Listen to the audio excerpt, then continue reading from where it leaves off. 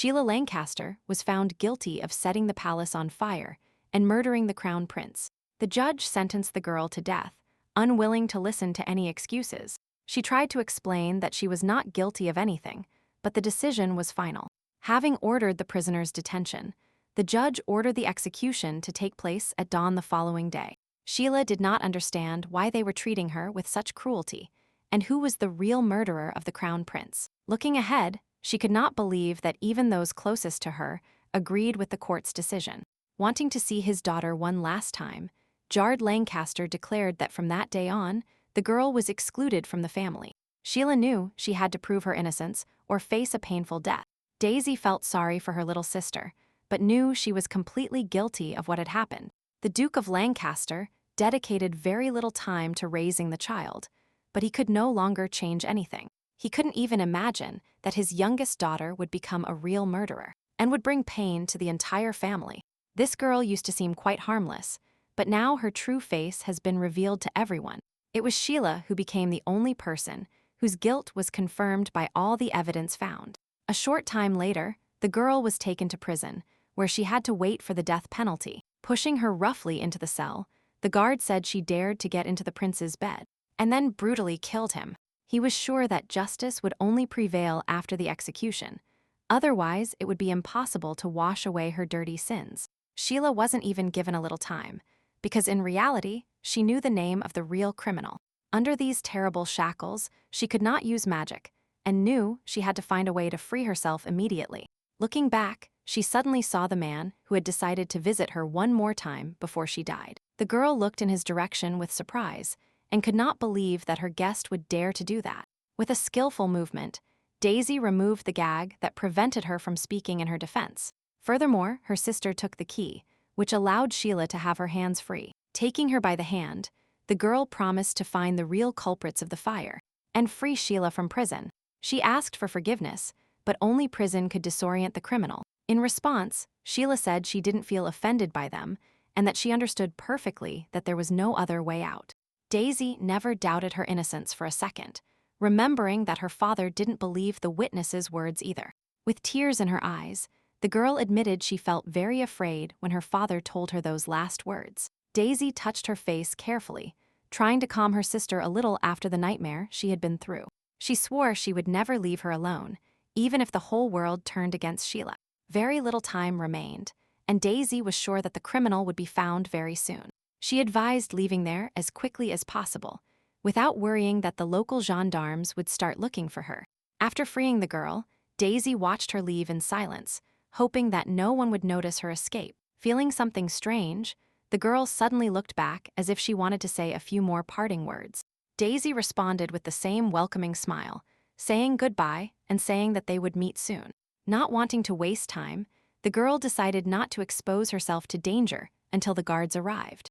She trusted her sister fully, who had protected her from all difficulties since childhood. Suddenly, Sheila felt a sharp blade, as if someone was waiting for her at the dungeon entrance. Looking at the prisoner's bloodied body, Prince Arthur said she had tried to escape using dark magic. Looking her in the eyes, he insisted that Daisy had almost become the next victim of her own sister. In response, the girl said that someone else had attacked her in the dungeon, and that Sheila simply couldn't have done such a thing. The prince reminded her that the black magic on Lancaster's chest meant that her younger sister was steeped in forbidden witchcraft. In the name of the royal family, he intended to stop her from continuing her evil deeds. Having said that, the young man ended her life with a single sword stroke, thus carrying out the death penalty ahead of time. For a while, he watched the bloodied body in silence, hoping that magic would never help her again. Arthur was glad that with the help of light magic, he managed to quickly neutralize the source of evil in the empire. He was sure he had done the right thing. Otherwise, the consequences would have been catastrophic. Approaching the girl, the prince handed her the source of magic, because only a conscientious mage could use such power. At first, Daisy refused to accept it, but decided that in her hands, the source would be reliably protected. At that moment, they heard some sounds, although Arthur was sure he was completely rid of the dark witch. With difficulty getting up from the ground, Sheila said she had no part in the palace fire or the murder of the crown prince. Looking into her sister's eyes, the girl begged her to believe her, because only Daisy knew her better than anyone. Approaching a little closer, she asked her not to worry about anything, because she believed every word of her beloved sister. She had no doubt that her poor sister was simply not capable of such actions, and that someone had planned this beforehand. Sheila was never the type to burn the crown prince and his entire family alive, who were sleeping peacefully in their chambers. It is all the fault of that very power that Sheila possessed, but which she could never learn to control. Activating the magic energy, Daisy asked for this power to be handed over to her, renouncing her natural gift. Without taking her eyes off her, the girl could not understand why her older sister was starting to behave so strangely. She begged her aloud to answer why Daisy was acting that way, and why she had stopped trusting her. At one point, her words seemed quite convincing to the prince, but the young man did not let his guard down. With tears in her eyes, she continued to prove her innocence and asked Daisy to come to her senses. Unable to bear those pathetic excuses, Arthur said that the girl had indulged her only out of pity. The next moment, he grabbed the girl roughly by the hair to finally execute the death sentence. After dragging her to the scaffold, he no longer wanted to wait for the next day to arrive, and decided to do it immediately. Looking at the jubilant, bloodthirsty crowd, the girl did not want to die in such a monstrous way. After all, after having wounded her body, the prince now intended to burn her alive, condemning the sorceress to the sacred flame. The crowd wanted to see it with their own eyes, demanding that no mercy be shown to the vile murderer of the crown prince. Minutes later, Sheila felt the scorching flames while she was tied to a huge cross. By getting rid of the witch's body in this way, they intended to completely destroy the dark magic within her. Looking at this world for the last time, the girl wanted to scream from unbearable pain and beg them to stop, but she did not want to die and only asked why fate had treated her so cruelly. After a couple of minutes, her entire body was engulfed in flames, and Sheila hoped to be reborn in a new body. Before dying, she promised herself that she would take revenge on those people at the first opportunity. And just a moment later, suddenly, she heard someone's words when a female voice advised her against trusting people. The woman insisted that Sheila was too naive to trust those who simply could not have anything good in them. Looking at her, she asked the child to follow this advice and finish what she had started to the end. Having said that, the woman pressed her tightly against her chest, as if she were the closest person on earth. Throughout this time, Sheila had a strange feeling, as if she had already lived through something similar. The artifact that this woman gave me was very well known and contained the most powerful magic. Left alone, she couldn't understand where she was now or what had happened after that monstrous execution at the stake. And suddenly, she found herself tied up and abandoned in one of the rooms of the crown prince's palace. The girl remembered perfectly that the palace had been burned to the ground, and she simply could not be in such a place. And the crown prince had already been dead for a long time, since Sheila was accused of his death. Quickly examining her body, she saw that behind her back there was an iron chain with which the girl's hands were chained. Only now did she realize that she had returned to the last 3 years, when nothing bad had happened yet. At that moment, the second daughter of the Duke of Lancaster was seen in the crown prince's bed, who was Sheila's fiancé. There were rumors about this for some time, but the girl didn't remember any details about this incident. Sheila didn't worry even after her future husband broke the marriage contract. At that moment, she was interested in something completely different: how she was able to return to a day that had its roots in her past. Perhaps God could no longer bear to watch this and simply sent the girl back, allowing her to retrace her steps. Hearing the sound of approaching footsteps, she noticed that her older sister was slowly crossing the threshold. Approaching her, the girl watched Sheila in silence for a while, as if she wanted to do something strange. Judging by her face, she was nothing like the loving sister she always tried to appear to be. Daisy did not want the illegitimate child to attend the same academy as her. The girl declared aloud that the Lancaster family did not need 2 mages, and that someone would definitely have to move. Looking at Sheila, she asked her not to show up at the academy starting today, and to forget about learning magic. With these words, the girl quickly left the room, leaving her younger sister completely alone. Sheila hadn't seen her in that mood for a long time, as she didn't even hide her hostility and anger. Opening her eyes, she realized that Daisy had been planning a scheme for a long time, and, in this case, she could not sit idly by. With a smile on her face, the girl intended to settle old scores, since fate had given her a second chance. After all, she was dead and could become a true demon, turning their lives into hell. This time, not everything was going to be the way Daisy wanted, and the girl intended to get back what was hers. Now she was in the realm of the dead, and knew in advance what excessive trust in people would lead to. She returned to the day she was accused of seducing the crown prince 3 years ago. At that moment, Sheila had no idea that she had become a toy in the hands of her own sister. She knew the foundations of alchemy, where one substance is transformed into another, acquiring new properties. If you cast a transformation spell, you will have the opportunity to create a completely unique object. But there are very few such creators, and 3 years ago the crown prince took them into his hands. Now the Duke of Lancaster intended to restore the ancient glory of his family by creating a magical weapon. Addressing his daughters, he said that all magic masters obey only the crown prince. He understood that Sheila was the only creator in the family and had high hopes for his daughter. Interrupting her father, Daisy reminded him that this would be too great a burden for her younger sister. With a smile on her face, Sheila responded, assuring everyone that she would handle the task perfectly. She wanted to work hard, improving her magical skills and bringing benefits to her family. In fact, the girl understood that in the past she had been too stupid to consider them a true family. In her naivety, she considered them close relatives, not even suspecting selfish plans. From that day on, she set out to take advantage of the second chance that God himself had given her.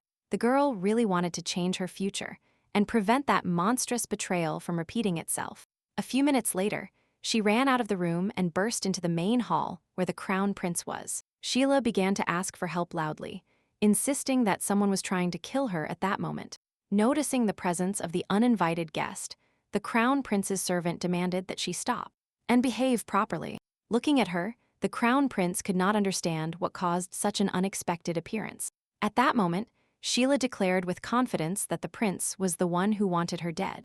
Having said that, she ran out, leaving the prince and his servant completely bewildered. The servant advised punishing that person, but Leo remembered that she was the second daughter of the Duke of Lancaster. He ordered them to go after her, making sure that the rumors did not spread throughout the palace. Following his master's orders, Roger followed her immediately, hoping to catch up with her as quickly as possible. Seeing her ahead, the young man began to shout at her loudly, demanding that she stop. Unable to keep her balance, the girl realized she would not be able to save herself from a sharp fall. Falling to the ground, she continued to call for help loudly, accusing the crown prince of an imminent attack. Realizing that many people had gathered around, the crown prince's servant began asking her to get up from the ground. The inhabitants were horrified because something terrible had happened to the young woman, in which the crown prince was involved.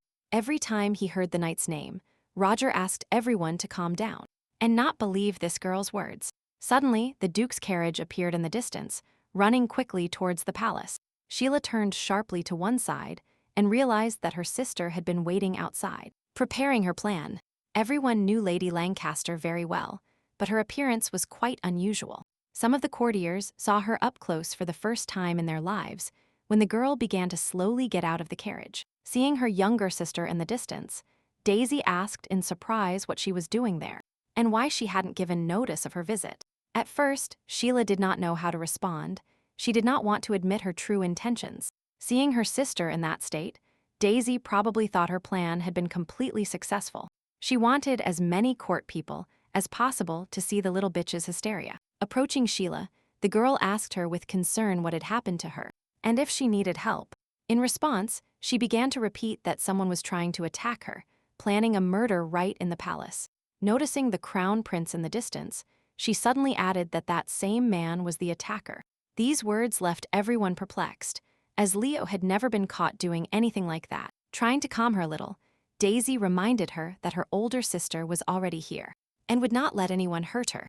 After apologizing to the crown prince, the girl said that her sister simply wasn't feeling well. She remembered that she had always admired His Highness, and that the words spoken were just a consequence of the illness. Hearing this, the young man replied that he had never heard a sillier confession from a lady. He refused to let Sheila study, saying that she would no longer be able to enroll in the Magic Academy, and that the engagement would not take place. In response, the girl said that she had done nothing wrong, and that the prince's punishment was too unfair. She knew a great way to prove that the crown prince really wanted to hurt her. After these words, angry shouts from the crowd began to be heard, accusing the girl of blatant lies and hypocrisy. With a smile on her face, Daisy asked her to stop before she created too many unnecessary problems for herself. Ignoring the advice, Sheila decided to show the magical instrument that she had created personally.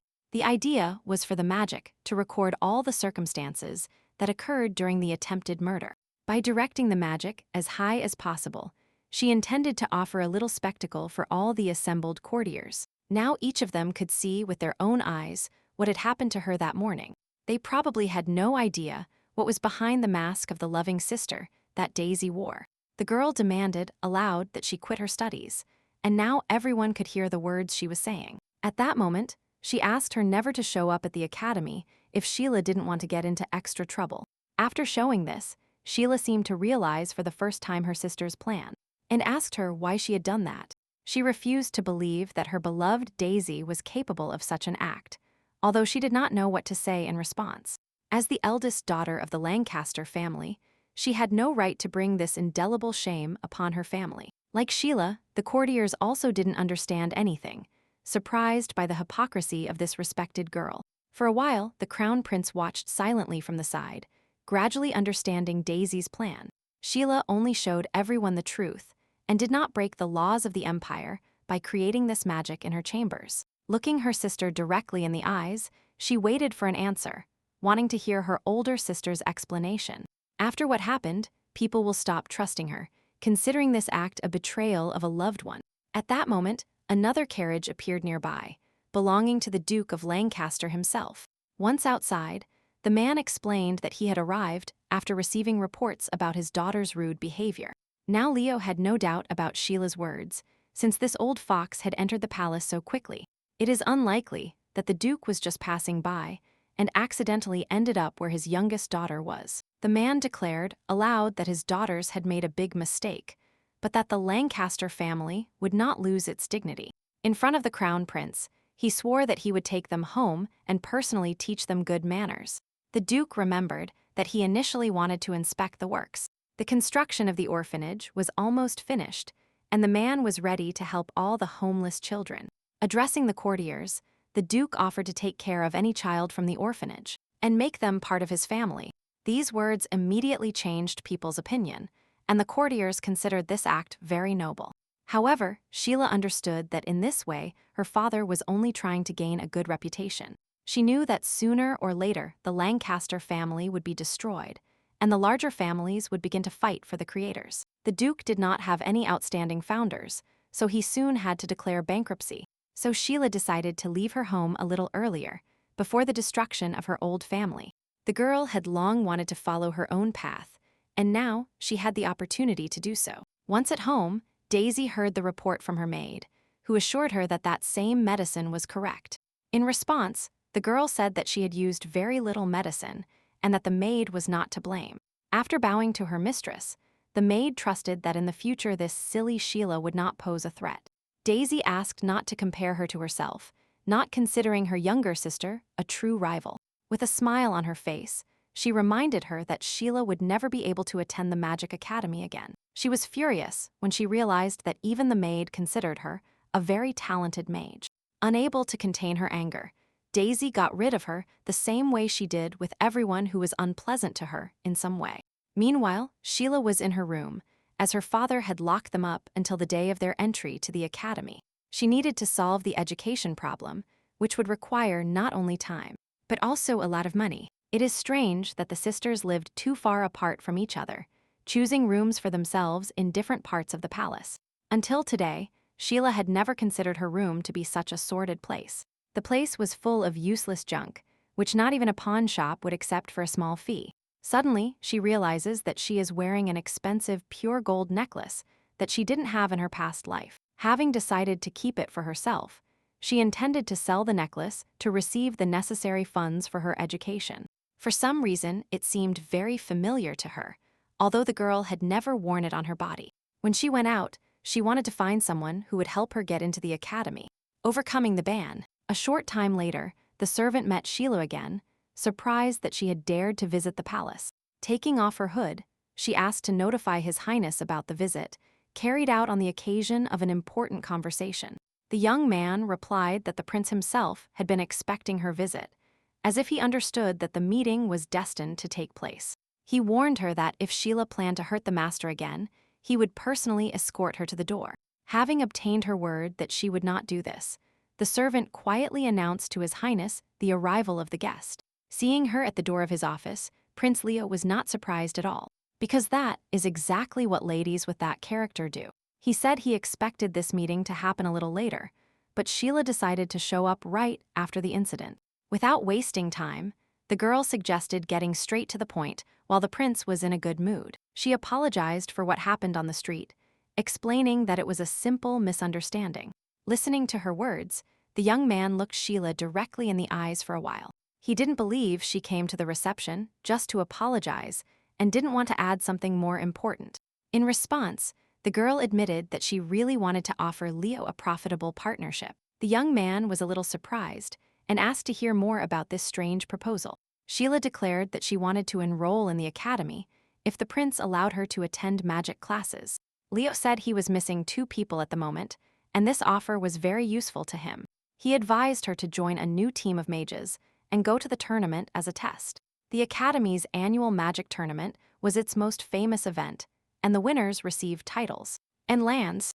This will help her get into the Academy, as the prince would agree to personally write a letter of recommendation. 3 days are given to create a magical artifact, and this is what must be done before the tournament. Despite the short deadline, the girl accepted the work and promised to finish it on time. Upon returning home, she had to jump the fence so that her loved ones would not notice her absence. However, the passing guards noticed something strange and called out loudly to the stranger. Realizing that they were heading straight for her, Sheila decided to run towards the house as quickly as possible. Suddenly, she felt her body beginning to dissolve into the air, even without the use of special magic. And a second later, at the place where she met the guards, there was not a soul left. Looking at the empty seat, the young men could not understand where that stranger had gone. Opening her eyes, Sheila saw in front of her a strange man whom she had met for the first time in her life. The situation was quite strange, because the stranger was holding her by the neck, as if she had done something wrong. The girl demanded to be released, realizing that right now she might be inside his magical artifact. The stranger listened to her words in silence for a while, and then asked her to speak a little softer. After looking at her attentively, he told her that from that moment on, Sheila would become his personal slave. He didn't like slaves behaving like that and not listening to their master's orders. The girl did not accept becoming someone's property, wanting to understand what he intended to do with her. She asked him what he wanted and why he was still keeping her captive, without really explaining the reason. He was the spirit of this necklace and a complete organism, but he couldn't leave there on his own.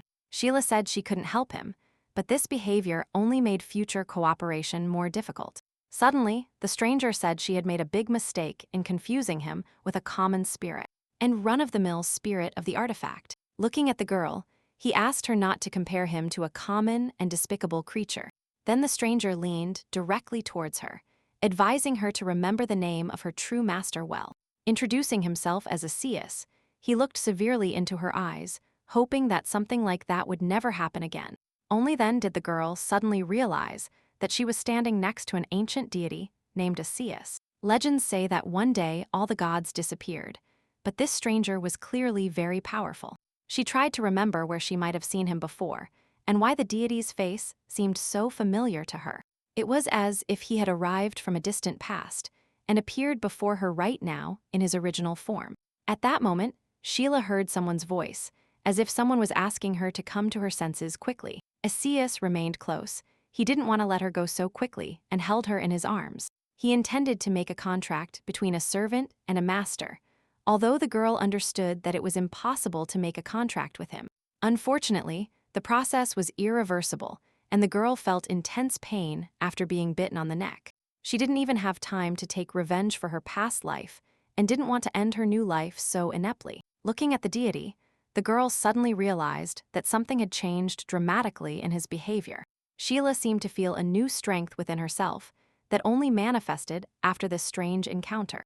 Using magic, the girl pushed the stranger aside, with the intention of rejecting the contract. A little more and the agreement would have been closed, but that was not at all within her plans. Demanding that these attempts stop, the girl warned that the next step would be much harder. Using her new power, she managed to break the unilateral contract that was made with Asius. She didn't care if it was God or someone else standing in front of her, but her will could not be broken by any creature. In response, Asius reminded her that she was just an ordinary person, despite her skills. He admitted that the girl had really exceeded all his expectations, and that was worthy of great respect. Her magical artifact was quite rare, but even with its help, it was impossible to contain the god for long. When her powers were completely exhausted, Asius intended to sign a contract even against her will. Looking at the creature with a smile, she replied that there was no need to be so presumptuous. He really seemed like an ancient deity, but he had no idea who he was dealing with at that moment. The girl advised him not to do anything stupid, because he didn't even know what situation he had got himself into. Sheila admitted that her human magic was indeed very weak compared to his divine magic. But this power is enough to kill in soul, as weakened as Asius is. He finally realized that that girl could really cause harm, although for a god it was humiliating. Sheila didn't consider herself a slave. She said that of the two, she was the true master. In any case, although he was once a real god, now he is just a soul. A contract would have been of great benefit to Sheila, but a master-servant contract was unacceptable. Wanting to save the life of this deity, the girl offered to become his servant, acknowledging Sheila as his master.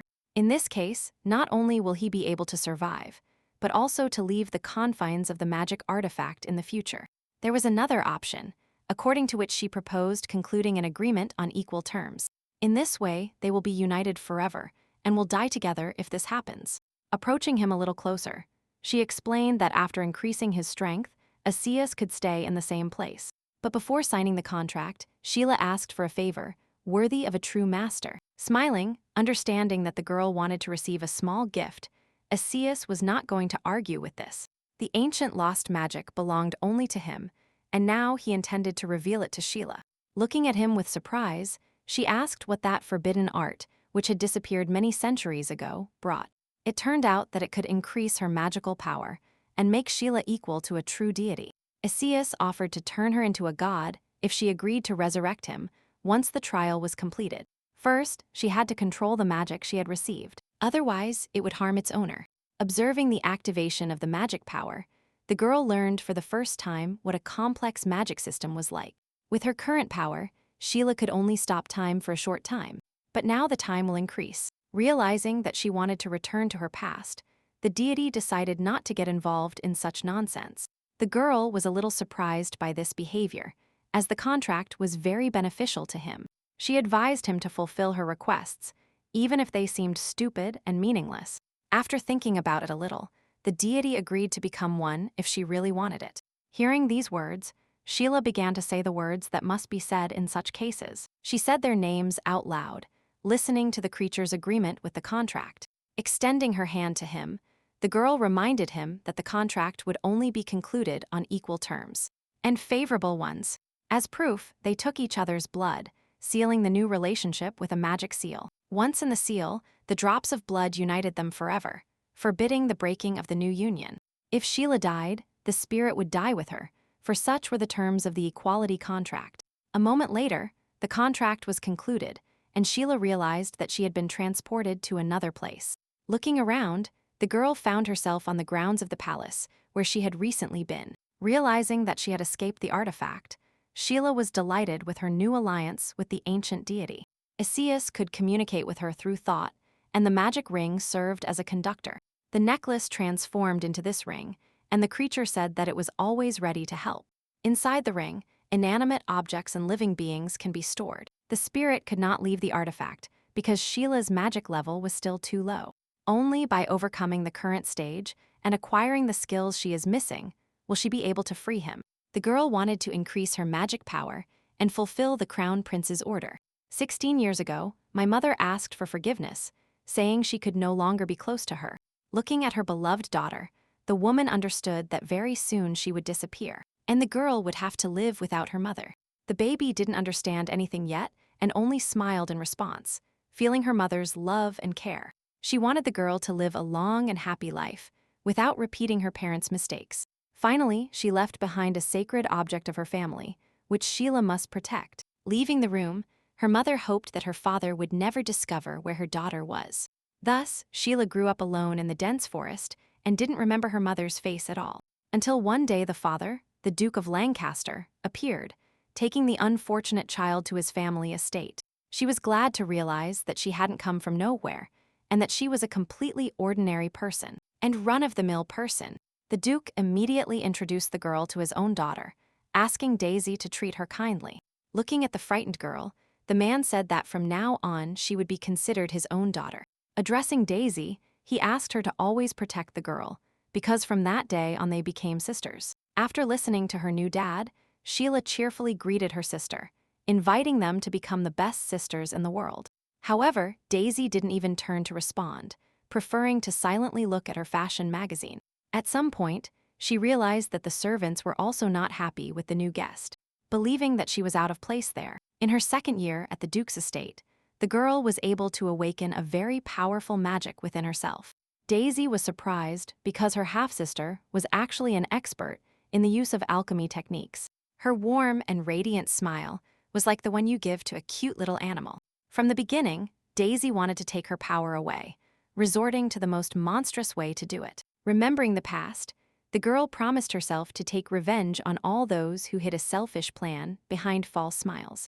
All these people, who once provided warmth and love, turned out to be common scoundrels, and run-of-the-mill ones. At first glance, life on the estate continued normally, and even the communal breakfasts were the same as in the past. Hearing her laughter, no one could understand why she suddenly laughed out loud right at the common table. After apologizing to her father and sister, the girl said that she had simply misunderstood everything. In the Crown Prince's mansion, Daisy had no intention of doing any harm, and Sheila only now realized that. In response, the sister said with a smile that she held no grudge, and that she could quietly continue her breakfast. Addressing the Duke of Lancaster, she asked for permission to go out if he didn't object. Lord Jard did not object, but apologized to her sister after the ceremony began. Daisy believed that the punishment should not be lifted at that time, otherwise her sister would not learn good manners. In response, the man said that the incident occurred on the Crown Prince's property, where nobles were present. Sheila was willing to apologize to everyone, because then her punishment would be completely lifted. Smiling, Daisy reminded her that she would look forward to a gift from her guilty sister. Sheila, not wanting to reveal her intentions, promised to ensure that not a drop of resentment remained in her soul. She was also waiting for her sister's coming-of-age ceremony, preparing to give her a surprise. Shortly after, only the two of them remained in the Duke's office when Jard invited his daughter to talk. He admitted that her sister's behavior seemed a bit strange to him, as if something had changed in the old Sheila. The girl was convinced that she had behaved differently before, and would not listen to her relatives. After hearing her opinion, the Duke reminded her that no one had ever dared to disobey the order given by the head of the family. He said that after the coming-of-age ceremony, this girl will become Daisy's personal alchemist. The created magic weapon will be passed off as Daisy's weapon, as if she were a talented mage. Daisy always dreamed of fame, and promised with a smile that she could use it for the good of the family. Meanwhile, Sheila was thinking very differently, not wanting to reveal the main secret of her magic. As she walked down the street, she thought about how her stepsister stood out among the other noblewomen. Now Sheila was just a young mage, and dreamed of gaining the experience she was missing as quickly as possible. Listening to her thoughts, the deity offered his help, which was not specified in the terms of the contract. In response, the girl asked him not to interfere with her thoughts, saying that she was used to solving those kinds of problems by herself. After these words, Asias preferred to take a short nap, since the girl refused to receive help. Realizing that he had really fallen asleep, she began to miss the voice of that funny spirit a little. Soon she arrived at the Paladin's crossroads, where there were many people around. Walking through the crowded square, she tried to find magical objects in the local merchants' shops. In her past life, Sheila came to this place to earn some money, although she was still too poor. Turning around, she saw the only place where she could buy herself something. This small shop was a junk recycling warehouse that had almost no value. Heading to the merchant, she immediately saw all the products the man could offer. At that moment, other buyers were passing by and accidentally noticed something unusual in the distance. After looking a little closer, Amy realized that she was seeing the same girl from the Lancaster family in front of her. She behaved quite naturally, even though everyone had known for a long time what had happened in the Crown Prince's mansion. Realizing that his sister was starting a scandal, the young man asked her not to do anything stupid in front of passers-by. However, Amy did not calm down, wanting to teach a small lesson and do it as convincingly as possible. The merchant asked what exactly the girl was interested in and what item she would like to buy. She seemed like an inexperienced buyer, unable to make independent decisions. Approaching a little closer, Amy reminded everyone loudly that Sheila had recently tried to seduce the Crown Prince. She did it on purpose, knowing that all the insults would be heard by the crowd and would spread throughout the city. Sheila looked in her direction, surprised by this encounter, and asked how much Amy was worth.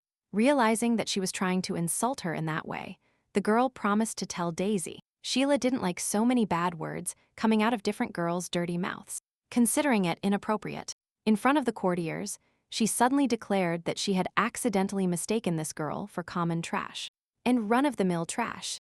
Meanwhile, Sheila continued to talk about how even such a purchase could humiliate her father's name. Looking at her, the young man began to suspect that strong changes had taken place in that girl. Unable to bear the insults, Amy hit her hard, demanding that she shut up immediately. Sheila blocked her strike with such dexterity, as if she had known beforehand that it would happen right now. The next second, she quickly responded with a slap, realizing that her opponent would not have time to dodge it. Staying quite calm, the girl responded with a loud slap in front of the courtiers. The servants couldn't believe this was happening before their eyes, and Sheila had really changed. Addressing Amy, she said the slap was just a lesson on how to correctly hit people in the face. Unable to hold back tears, she declared that Sheila had lost her mind to allow herself such antics.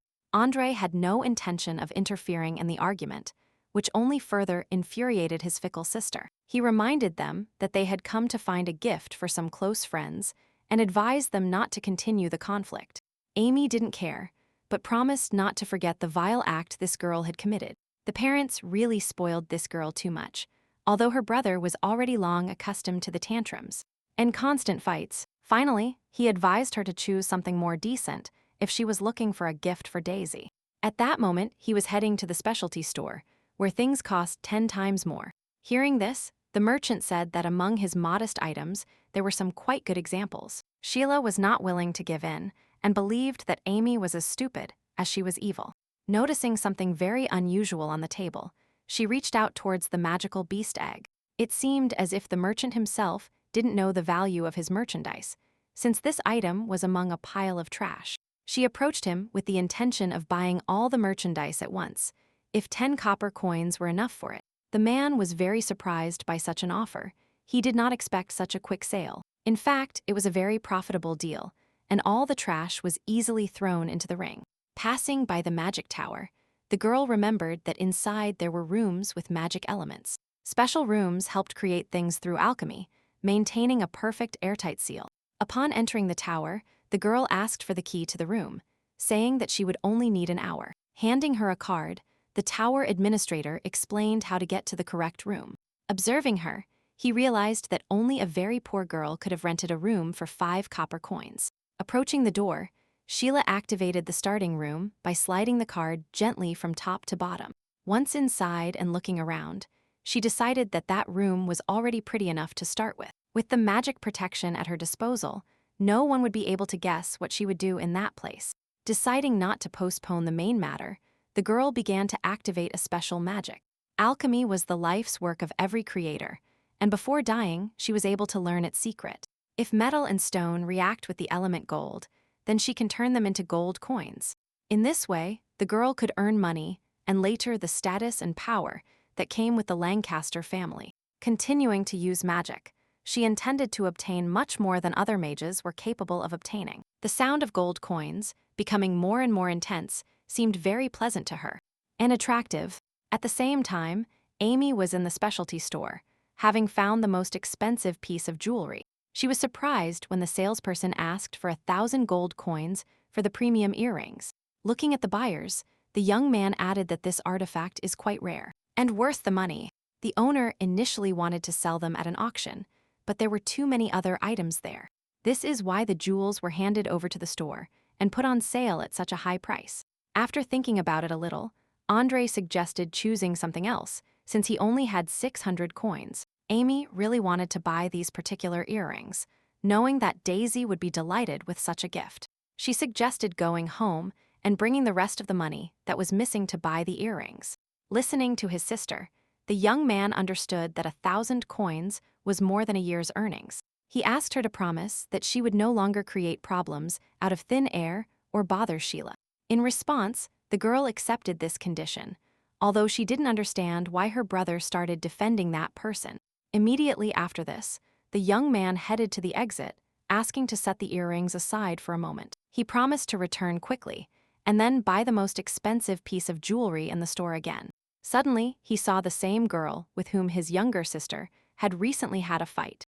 Andre couldn't believe what he was seeing, because the girl who was once poor decided to visit the most expensive store. Receiving her at the entrance, he was paralyzed, timidly greeting Miss Sheila, and without taking his eyes off the girl. For a while she looked at him in silence, understanding perfectly the reason for his surprise. However, she then asked him to step aside and make way, because she wanted to choose jewelry for her sister.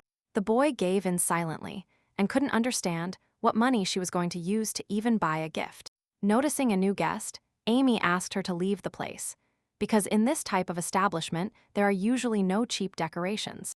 The girl was sure that she wouldn't be able to afford even the cheapest item, let alone the rare ones. However, she was curious to know how this circus would end and what products Sheila would decide to buy. Seeing the most beautiful earrings, the girl asked with a smile how much that wonderful piece of jewelry cost. With the same smile, the young man reminded her that that was the most expensive item, which was worth 1,000 gold pieces. This price seemed too cheap to her, and Sheila happily agreed to buy them. Seeing this, Amy couldn't understand where she had gotten so much money and why she had acted like a poor person before. It was clear that no one would lend her such a large sum, so the girl started to suspect that she was stealing. Grabbing her hand, Amy declared that they had stolen 1,000 gold coins and that it would soon be known exactly whose they were. She forbade the sale of the earrings, remembering that the police would return them anyway. Hearing such a stupid accusation, a faint smile appeared on the girl's face, and asked for proof. Looking at the little lady, Sheila advised her not to make anything up and to tell only the truth. Without answering the question, she continued to bombard her with accusations, as if she saw a cunning thief in front of her.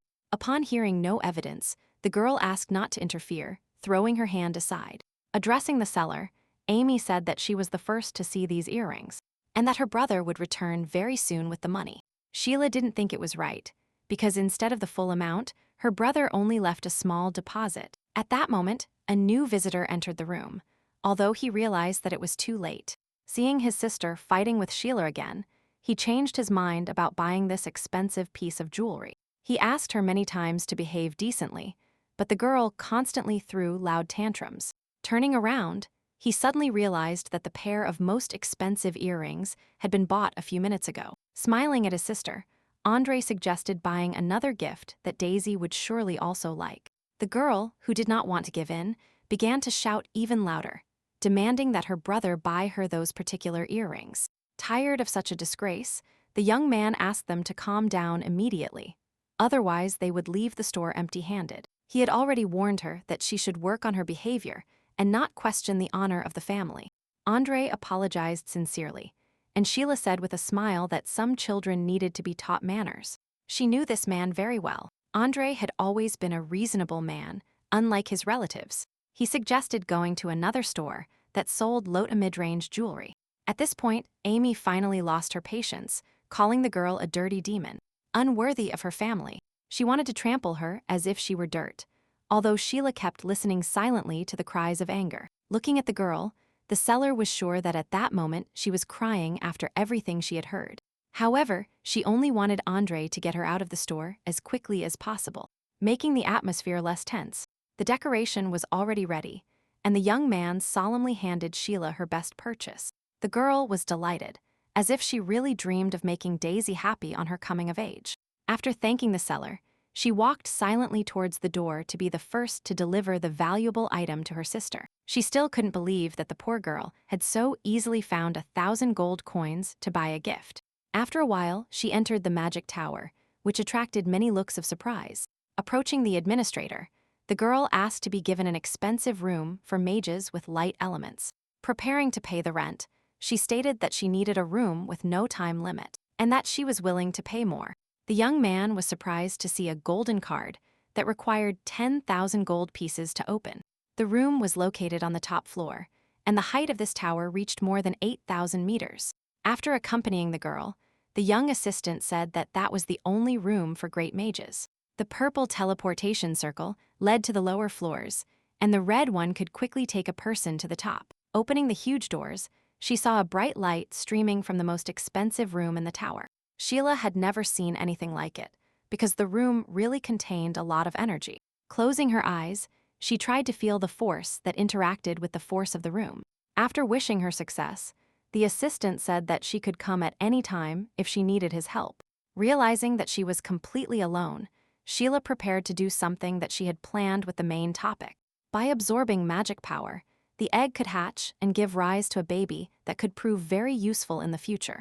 Activating the magic, she communicated mentally with the creature that was still inside the shell. Having absorbed the elements of light, it is able to pass them through its veins and obtain the necessary power. Mastering magic is a skill available only to children who have awakened their magic source. Each had its own magical properties, but there were always exactly 6 attributes. The heads of the Lancaster family had been water masters for generations, and Daisy was the next candidate.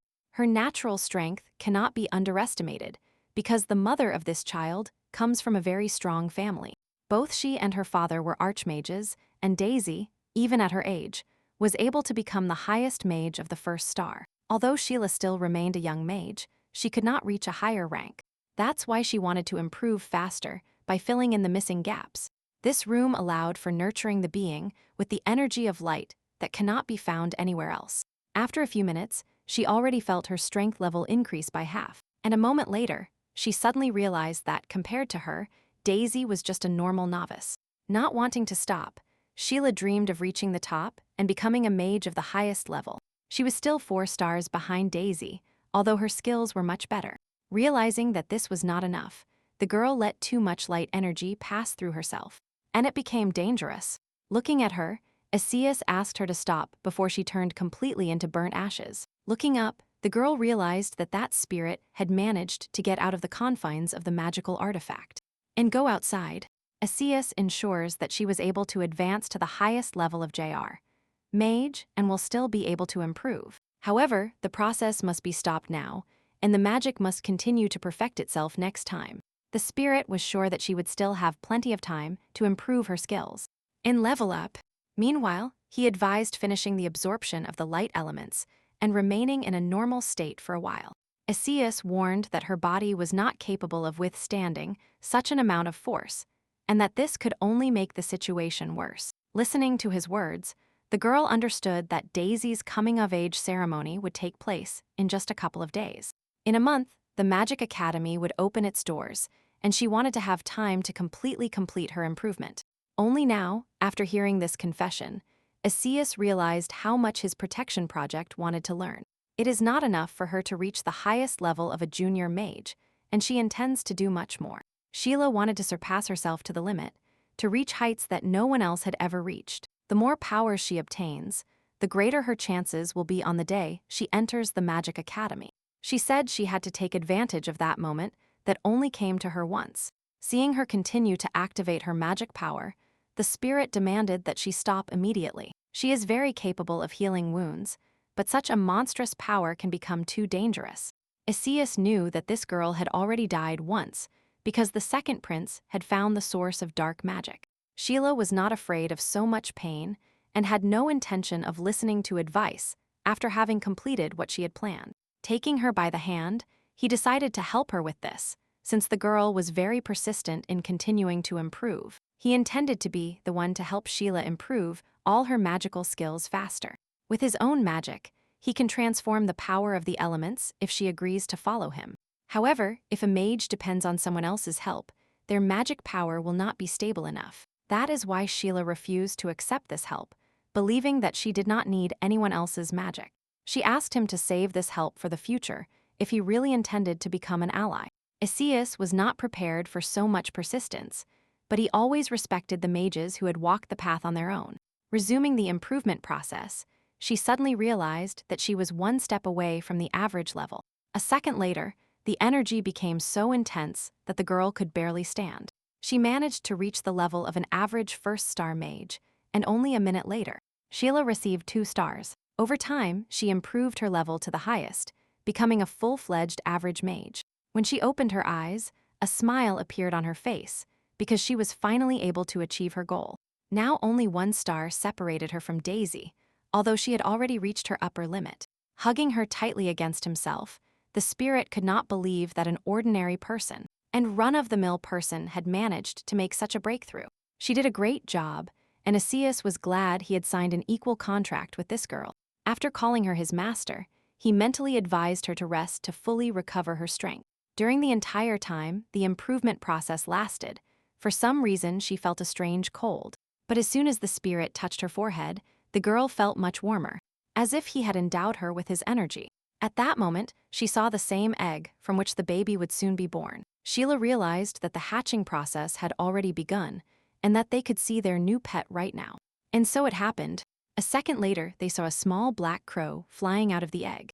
The baby accepted them as his parents, promising them to be the best bird in the world for them. Looking at the chick, Sheila decided that someone had made another contract with her without telling her beforehand. Raven asked if he had done anything shameful with his father while he was inside the shell. Realizing that Sheila had lost a lot of energy after what she had experienced, Asius suggested covering herself with a cloak. He began to behave differently, as if he saw in the girl an authentic supreme mage, capable of becoming a deity. After hearing another inappropriate joke, the girl demanded that the crow remain silent at least for a while. She stated that there was no relationship between them and that they had met Asius recently. Winking at her pet, she said in a low voice that she was the spirit's owner according to the terms of the contract. The crow was delighted with this news, not suspecting that an ordinary person and run-of-the-mill person could become the owner of a deity. Asius slightly lifted the crying puppy and intended to examine it a little closer. He could not understand where Sheila had gotten this pet or what type of creature it belonged to. Realizing that there was nothing special about the crow, he quickly threw it into its owner's hands. The puppy clearly didn't like this treatment and remembered that he was not an ordinary crow and run-of-the-mill crow. This creature considered itself the true king of crows and wanted to be treated as such. The clan that once led all the beasts belonged to the Black Crows, but after the disappearance of the gods, it seemed to evaporate. The girl asked him what kind of magic he possessed, and he replied that he could create fireballs. Wanting to demonstrate his skills, the pet created the most powerful fireball that his level allowed. At first, it seemed quite strong, as if he were capable of fighting immediately after coming out of the egg. However, later it became clear that this pet still had a lot to learn. The fireball he expelled should have grown to the size of a city, but it was too small. The pet blamed his mother for everything, believing that Sheila's level was insufficient for his own strength. Taking him in her hands, the girl understood that he was still a rather useless puppy, but very cute. She would like to call him Fluffy if he doesn't take offense to such a sweet treatment. Upon touching her body, the pet immediately felt the killing aura emanating from Sheila. Meanwhile, in the ducal mansion's salon, a previously planned meeting took place. Arthur reported that Daisy's progress was truly impressive, as her strength had increased again. In response, the girl said that she was able to achieve this thanks to her father, having received 2 stars from the highest mage. The young man considered her very talented, unlike her younger sister, who was considered a failure. Daisy reminded him that her sister only needed to enjoy the wealth and splendor of the ducal family. The Lancasters will only be able to become much stronger if Daisy and her father are in charge. She hoped that in the future Arthur could help with the management, and he replied that he was willing to do so.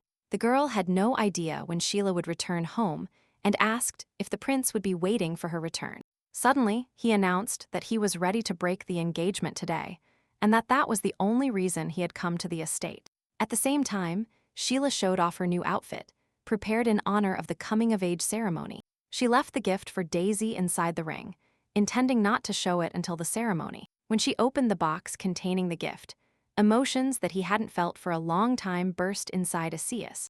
At first glance, there was nothing special about it, although the decoration seemed quite impressive. But how disgusting it is to realize that the girl prepared this gift for the man who caused her so much suffering. On that occasion, it only woke up for a moment, but it managed to notice the bright light of the burning flame. In that flame was the same girl who became a victim of these people, who condemned her to torment and to death. Some time later, Sheila returned to the Duke's property, wanting to see her sister as soon as possible. Receiving her at the entrance to the salon, the maid informed her that the second prince had been waiting for her return for a long time. They had already heard that Arthur intended to break the engagement and were preparing to see a real show. The maid was sure that an illegitimate woman could not become the wife of the second prince.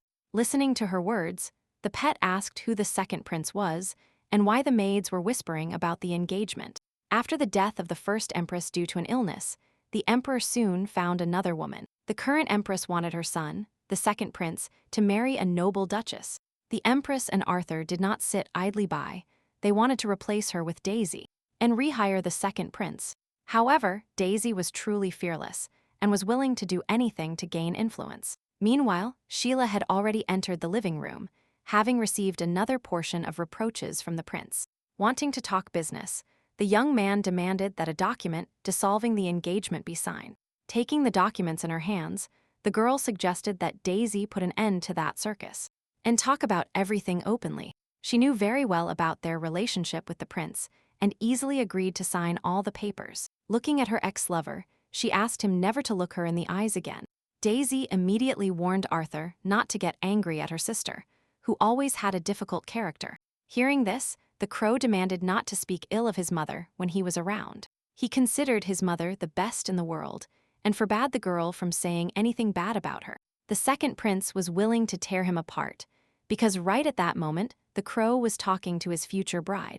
Leaving the room, Sheila advised them to formalize their next engagement as soon as possible. She wished them happiness in their family life, intending not to become an unnecessary obstacle. While waiting until the door slammed shut, Arthur was glad that the engagement had been broken so quickly. He decided to settle scores a little later, because the most important thing in his life was still to come. The young man asked not to worry and promised to propose in a formal setting.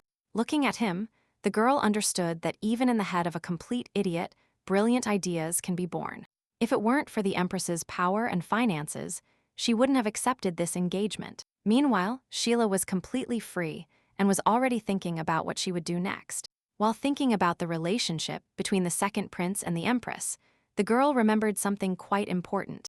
In her past life, she accidentally saw the duchy's income that was detailed in the reports. Suddenly, she realized what she would have to do immediately after ending her fictional engagement. Sheila suggested going there right now to do two big things at once. The second prince's palace was nearby, and in an hour Sheila was able to get there. Climbing onto a tree branch, she tried to go unnoticed, taking into account the 24-hour security. Looking down, she saw guards patrolling the palace grounds, as they did every night. Choosing the right moment, she skillfully jumped from the branch and ended up right on the balcony. Sheila waited a while until the guards left the place, so she could continue with her plan. Having quickly found the right room, she simply opened the windows silently, trying not to make any noise. Sheila was finally able to see why the second prince's family was considered one of the richest in the empire. There was so much gold in the room, as if all the gold reserves had been gathered in one place. He did not obtain this wealth with his own work, and Sheila intended to return it to its rightful owners. Meanwhile, Arthur was with his lover, happy that the previous relationship had ended completely. He dreamed of proposing to Daisy, gaining the support of the duchy, and becoming stronger than the crown prince. The young man had no idea what his ex-lover had been doing all this time. The poor, confined to their homes, were forced to starve and struggle to make ends meet. According to the new law, they were required to pay certain taxes to the treasury each year. After having given away her last money, the woman couldn't even feed her own daughter, who was very hungry. Hugging the girl, she promised to buy some bread and asked her to wait until the next morning. Each of the inhabitants understood that the terrible law dictated by the empress had led them to such impoverishment. At that moment, they suddenly heard a strange sound over their heads. A bag of gold fell from the sky itself, as if God had decided to show mercy and reward all the unfortunate. There were still many bags of this type in stock, and Sheila decided to donate all that gold to the poor and common people. Seeing this, the pet offered to keep at least one bag. Otherwise, he would run out of money. In response, the girl said that she would feel disgusted if she accepted the prince's money. If necessary, she could always find a way to earn money, but now it is completely unnecessary. It seemed that Sheila had intended to do something similar in her past life, if not for the terrible execution. She soon arrived at the orphanage, where there were still many hungry children.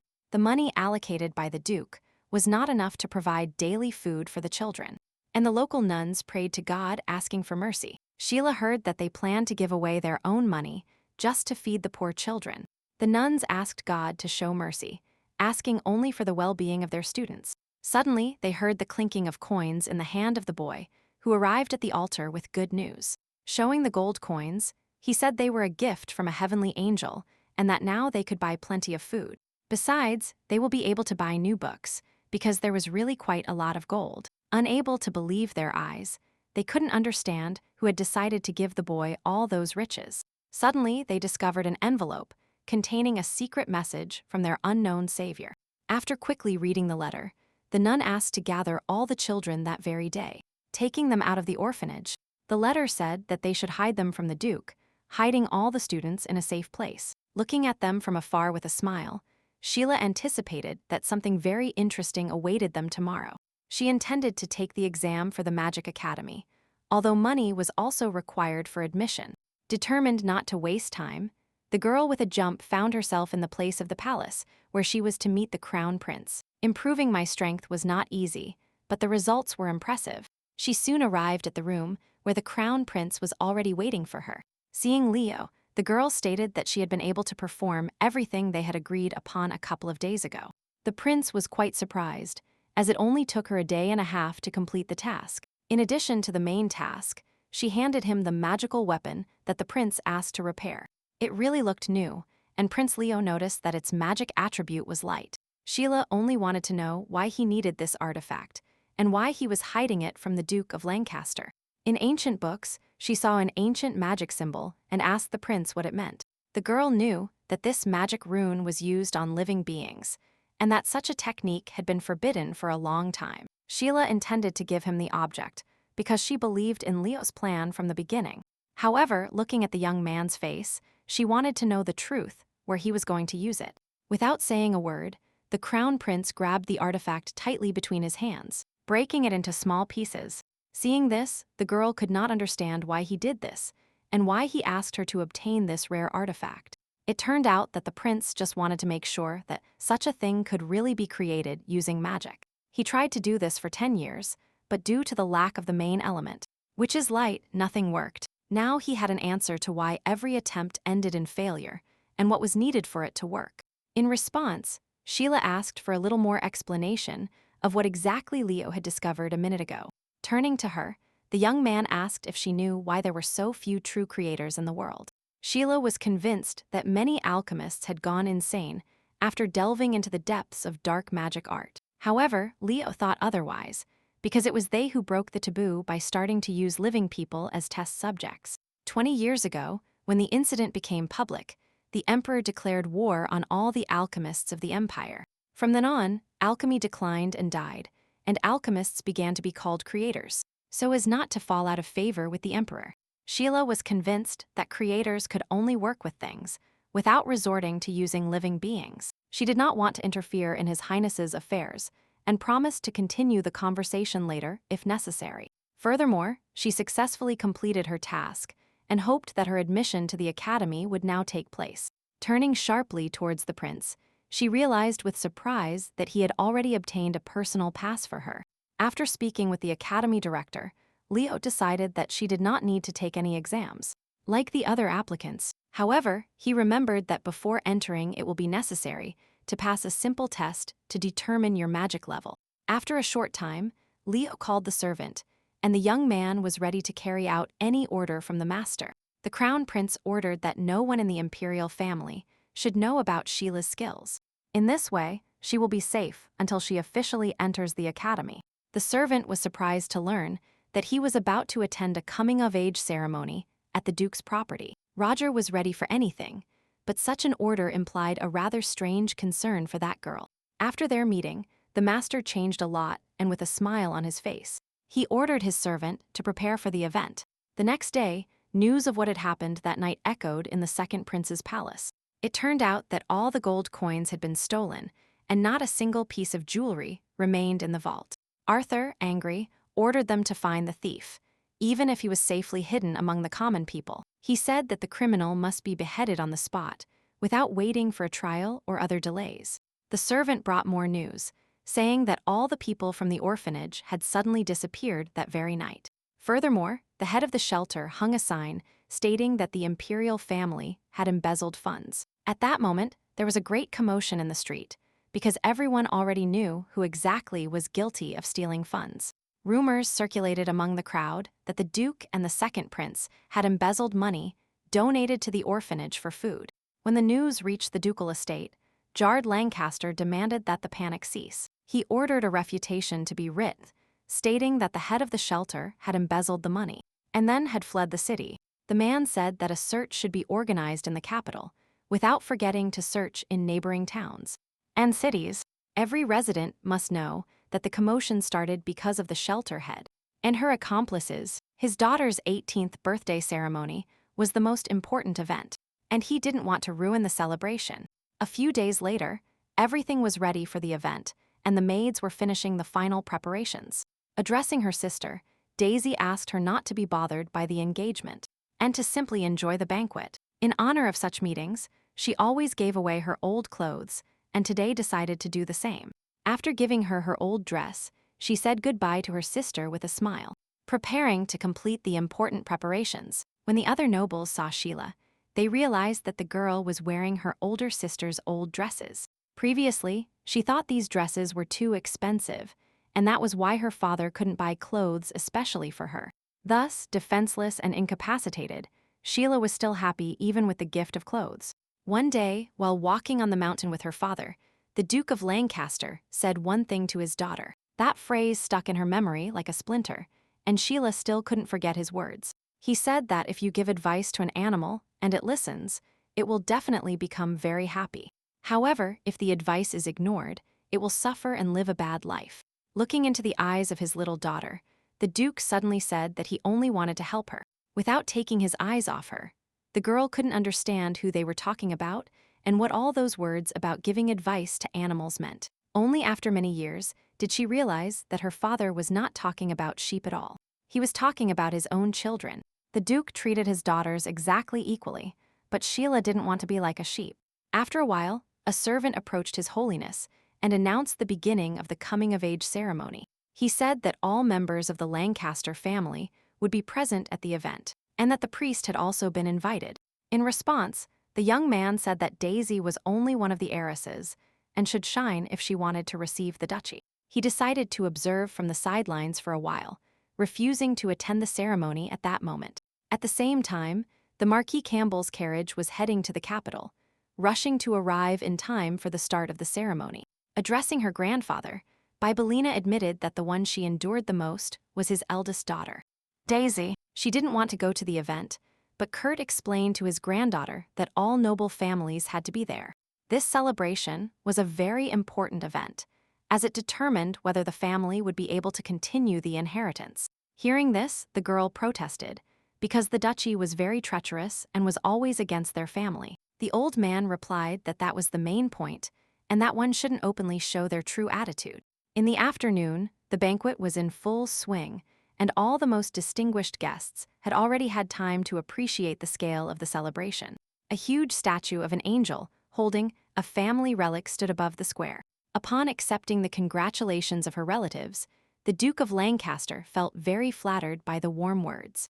Daisy assured everyone that her father had taught her well, and thanked everyone who had honored her with their presence. All the guests commented that Daisy's older sister was very beautiful, and continued to shower the entire family with compliments.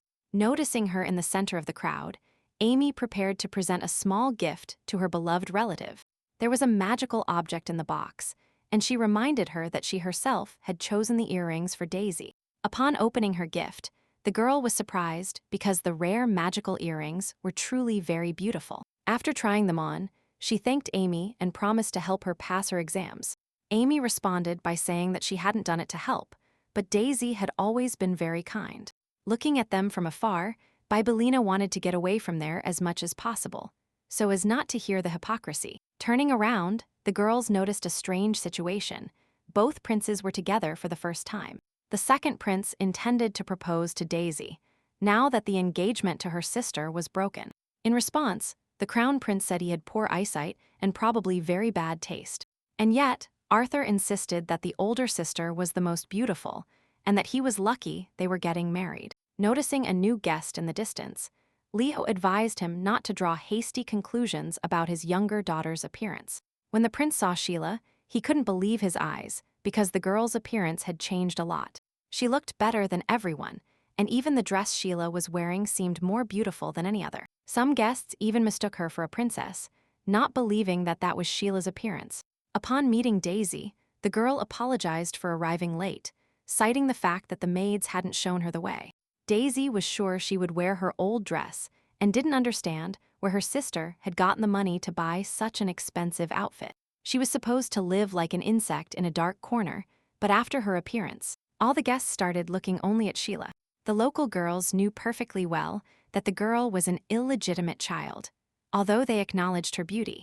Hearing all these gossips about herself, she realized that the controversy arose only because of her existence. Before, she was cowardly and insecure, but now, in front of an envious crowd, she wasn't afraid at all.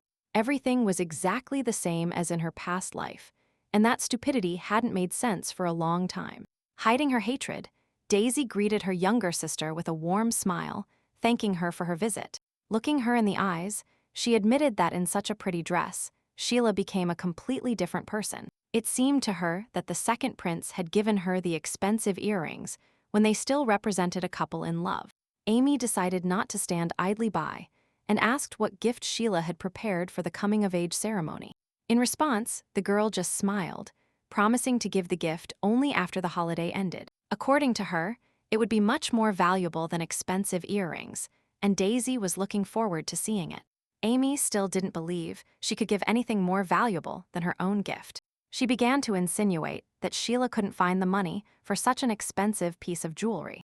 Meanwhile, the servant announced that all the guests were already there, and that it was time to start the coming-of-age celebration. Addressing the gathered relatives, the Duke of Lancaster thanked everyone for their time.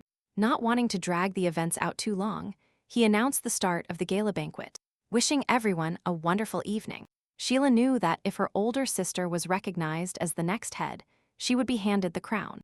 This crown symbolizes her new position and immediately distinguishes the person from all others. As Daisy climbed the stairs, she had no doubt that each of her relatives would recognize her as the head. She had dreamed of obtaining power her whole life, and this night would determine her future destiny. At that moment, Asius suddenly left the artifact, declaring that Daisy would not be recognized as the next head of the family. Using concealment magic, he made it so that only Sheila could know of his presence. And yet, Daisy carried the lives of 2 Lancasters with her, so her ancestors simply cannot accept her. Looking at her older sister, Sheila suddenly realized that Daisy had destroyed the Lancaster people. She realized this just now, although fate had already shown her many sure signs beforehand.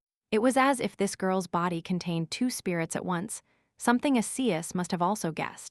In a past life, their ancestors chose Sheila, entrusting her with the responsibility of managing the Lancaster family. It was probably on this day that an intention arose in Daisy's head, after which she planned to kill her sister. Realizing that the Duke was perplexed, the servant asked him what he was going to do. The crown symbolized the next head of the family and should crown only one head. However, seeing what Sheila has become now, many began to doubt who the next head would be. Before, it seemed impossible, but the changes that happened to the girl spoke for themselves. After trying on the crown, she felt a surge of unprecedented strength, and all her skills increased many times over. The magic became much stronger, and now it condensed into a solid state, bursting out. In this form, it became a mineral, like the source of magic power that Daisy stole in her previous life. Without the blessing of the ancestors, Daisy's magic source would never have been able to crystallize. The Duke of Lancaster also understood this, but decided that the ceremony would take place as originally planned. He did not want his younger daughter to become the heiress, and saw only Daisy as head of the family. The man could not understand why the ancestors chose Shayla, not giving Daisy the chance to become the head. Having overcome the greatest resistance, she realized that now Lancaster would belong only to her. Daisy did not want to become the laughingstock of everyone and tried to compose herself after what she saw. Looking at her sister, Sheila admitted with a smile that she knew perfectly well what she desired most. In the past, when she was a child, the Duke had insisted that Daisy should be the next chapter. And now, after having handed her the crown, Sheila decided to share the power she had received with her sister.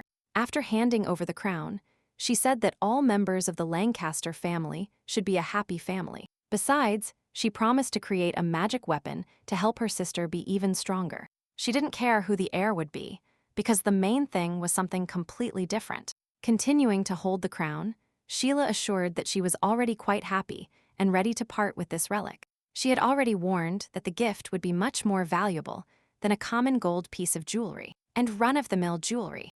But before handing over the crown, the girl asked her sister to kneel before all the relatives. She only wanted to crown her sister, and only for that did she ask her to bow a little. Seeing this, Amy was surprised to realize that something unexpected could happen right now. When Daisy knelt, as her sister had asked her, she couldn't understand what her sister was really planning. Looking her directly in the eyes, the girl asked Daisy if she had liked that wonderful gift. In response, the sister said that the crown was very valuable, but this act raised many questions. A moment later, the crown rejected Daisy, flying off her head in sight of all the gathered relatives. She realized with horror that the ancient spirits did not allow her to become a true heiress. Sheila was also bewildered by this fact, until she realized who her sister really was. Touching her tenderly, the girl offered to accept the family title, since the crown was now inaccessible. She confessed that her plans included the complete destruction of the Lancaster family, and of everyone who plotted that insidious plan. Hearing this, the Duke demanded that such conversations cease, as they only dishonor the family's honor. He was sure that after these words, Sheila was obliged to apologize, although she had no intention of doing so.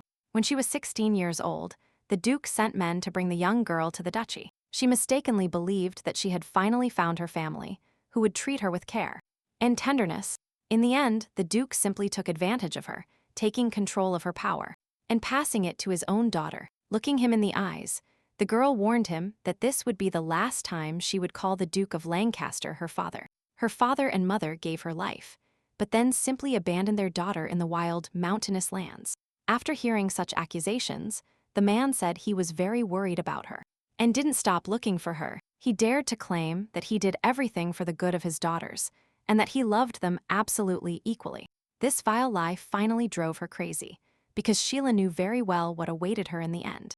Demanding immediate silence, she continued to observe the actions of her father, who seemed confused. She had nothing to add to what had been said, because he himself knew perfectly well what he had done. Sheila didn't want to waste time on silly childish games that would only entertain a crowd of guests. The guests began to suspect that the Duke and the second prince had invented a fake invoice together. Having stolen from the orphans and all the inhabitants of the country, they deserved to die, and Sheila was ready to organize it. Continuing to hide inside the artifact, Asias advised her not to get so angry. If she wanted to leave right now, the spirit was ready to help her with this, taking Sheila away from these people. A moment later, the situation around her changed dramatically, and instead of the central square, she found herself inside a ring. With a smile on her face, she admitted that she was tired of all those faces and asked for a sharp dagger. The spirit obediently fulfilled her will, although he didn't understand why his master needed the dagger. Once again in the square, the girl declared that today everyone would witness a great event. Addressing her grandfather, Bibelina was glad that that boring event would turn out to be much more interesting. Activating the magic, the girl began to cut her blood ties with the Lancaster duchy. She didn't want to have anything to do with those people who always had selfish goals. At that moment, a huge crack appeared in the statue, and the guests realized that Sheila no longer belonged to the family. To try to stop her, the Duke forbade her from leaving her homeland and asked his youngest daughter to come to her senses. Approaching him, the crown prince reminded him with a smile that his daughter had already made a blood oath. Furthermore, he asked for explanations regarding the embezzlement of money from donations to an orphanage. Noticing it from afar, Sheila was very glad, because Leo very skillfully interrupted the Lancaster Duke's diatribe. Now it was her pet's turn, and the girl mentally called the chick born from the egg. She hoped that he would fulfill his part of the general plan and was completely prepared to carry out her plans. The crow reported that his numerous army of birds was already ready and only awaited their mistress's order.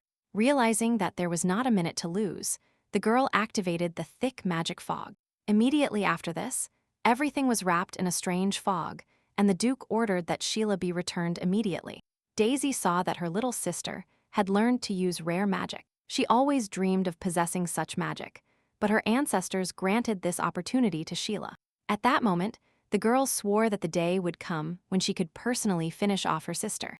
The servant apologized to everyone, stating that the coming-of-age celebration would end much sooner. The next time the crown prince would be able to ask Daisy to dance, but now she must go. Bibelina intended to tell everyone as soon as the new academic year began at the academy. Meanwhile, Sheila was walking through the forest, regretting not having worn something comfortable. This dress made it very difficult for her to move, but she simply had to find her pet. Isekai was still inside the ring, observing every move of his new master. He said that no pet was needed, and that he himself was capable of guaranteeing a safe retreat. Sheila was able to handle all the work, but he couldn't even really prove his worth. Turning around, she noticed the pursuit when the mages quickly caught up with her from above. Curiously, instead of greeting them, they immediately launched a magical projectile that almost hit Sheila. The girl was extremely surprised at such an act, as if her father really wanted to kill her. In addition to the few mages who were in front, there were also those who were carefully hiding in the shadows. They acted quite skillfully, and she managed to defend herself from the rain of attacks with great difficulty. A little more and the girl would have been captured, but Sheila put up a defensive block just in time. At that moment, she noticed her pet, who promised to handle the retreat himself. To her surprise, the crow had many more subordinates than it had at the beginning. Sheila warned aloud that low-level magical beasts would not be able to resist these mages. These words seemed a little offensive to him, and the crow said that he would handle it perfectly himself. Looking up, the girl understood why her pet was so confident in the power of his bird army. She only wanted to run as far away as possible, so as not to be bombarded with bird droppings. Raven assured that this method would not kill the enemies, but would easily confuse them. In response, she demanded that he warn her in advance if he ever planned to perform a similar trick again. Isekai decided not to stand aside, quickly left the artifact, and lifted her in his arms. If they run away right now, those mages will have to spend a lot of time looking for them.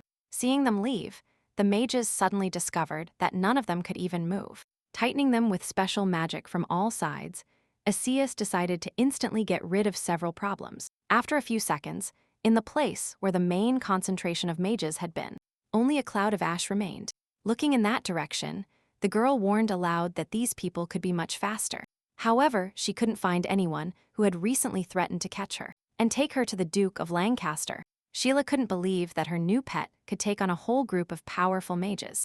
After trying to calm her a little, Isekai said that now they were completely safe, and they could continue. They took care of the problem so quickly that it seemed as if Sheila's team had the most powerful mages. And still, pushing Isekai away, she decided to go to the academy, not wanting to hide from her father forever. Sheila's initial intention was to find her pet, who disappeared from sight immediately after the attack. With that behavior, he reminded her of someone from the past, and the spirit began to look at her more closely. After taking a few steps, she suddenly heard a familiar sound coming from afar. Somewhere deep in the forest, there was someone who managed to quickly free her from her pursuers. The pet said that it was Isekai who did all the main work, leaving not even ashes of the mages. While flying, he was glad that his army of birds could also help his mistress a little. Looking around attentively, she gradually began to remember the place where they were at that moment. This forest seemed very familiar to her, and Sheila felt as if she had been there sometime in her past life. Meanwhile, the second prince was sure that they had done absolutely the right thing by escaping from the ceremony. He believed that in the current situation, it was better to avoid close contact with the Lancaster family. Like before, the young man intended to get married, but now he saw Sheila as his chosen one. Despite the broken engagement, he was convinced that the girl would calm down as soon as she saw him again. Having married her, he intended to take over the entire duchy and keep the family wealth. It was unlikely that Sheila would have accepted this, but at that moment the girl was worried about completely different problems. Her new ally, who had signed an equality contract, was much stronger than expected. He only pretended to be an ordinary spirit, although he was able to defeat several mages on his own. Approaching a little closer, Sheila saw a magic circle that did not allow her to advance further. Such protective magic could only belong to the most powerful mages. However, just by touching the doorknob, she was able to open the house without difficulty and guarantee safe entry. Opening the door and looking inside the house, she felt as if she had found herself in a distant past. Even the furniture left in the house immediately reminded us of the place where they ended up by pure accident. Seeing a photograph of her mother, the girl suddenly realized that she had stumbled upon her own house. Her mother left her this house with the hope that one day, when Sheila grew up, she could find shelter there from danger. Looking at Sheila with surprise, the spirit realized that she had even forgotten her own mother's face. And now, seeing the old photograph, the girl plunged into the time when she was still a child. She wanted to think about it a little because she often remembered her mother, whom she never had time to get to know. Sometimes she wondered why these people gave her the chance to be born, because her father never loved his youngest daughter. Furthermore, it is unclear where the mother actually went and if she survived when she left this house. Maybe she became a burden, and her parents simply didn't want to waste their precious time on her. Isias said that her mother took great care of her, wrapping the entire area in a magic barrier. Most likely, the mage was very weak at that time, so after a few years, the power of the boundaries weakened drastically. More than 10 years have passed since then, but traces of magic can still be felt in this place. Listening to his words, Sheila realized with a smile that the spirit had been trying to comfort her all this time. She did not ask to be shown such care, preferring to solve all problems on her own. Despite this, Isias remains close, sincerely concerned for his owner. It seems like he is trying to say something, but something stops him. For a long time, the girl did not pay attention to this, but after what happened, she began to treat everything a little differently. If Isias had followed the terms of the contract, he would not have taken her problems as his own. Determined to intervene, the crow advised him to comfort his mistress, since he was the only man there.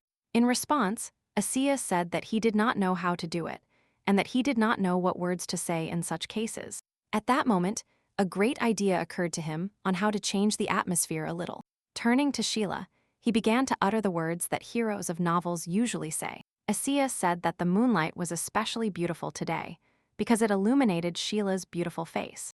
Looking her directly in the eyes, he decided to invite her to dance under the moon, considering it incredibly romantic. Instead of answering, the girl took off her shoes so that the high heels would not prevent her from dancing this dance. Feeling the fresh grass on her skin, Sheila was ready to accept this unexpected offer. Looking at him, the girl noticed that his behavior became a little different every day. With a smile on her face, she admitted that he was the first man in her life who invited her to dance. Isias replied that such words honored him and that he was glad he could become the first. After these words, their hands joined and the simple allies began to look like true lovers. During the dance, he congratulated her on the long-awaited event, since Sheila was able to leave the hated place. Suddenly, the girl realized that Isias's body was as cold as if it were made entirely of ice. Soon, she intended to become much stronger than she was now, doing something very important for him. Looking him in the eyes, Sheila promised to resurrect the spirit, giving him another life.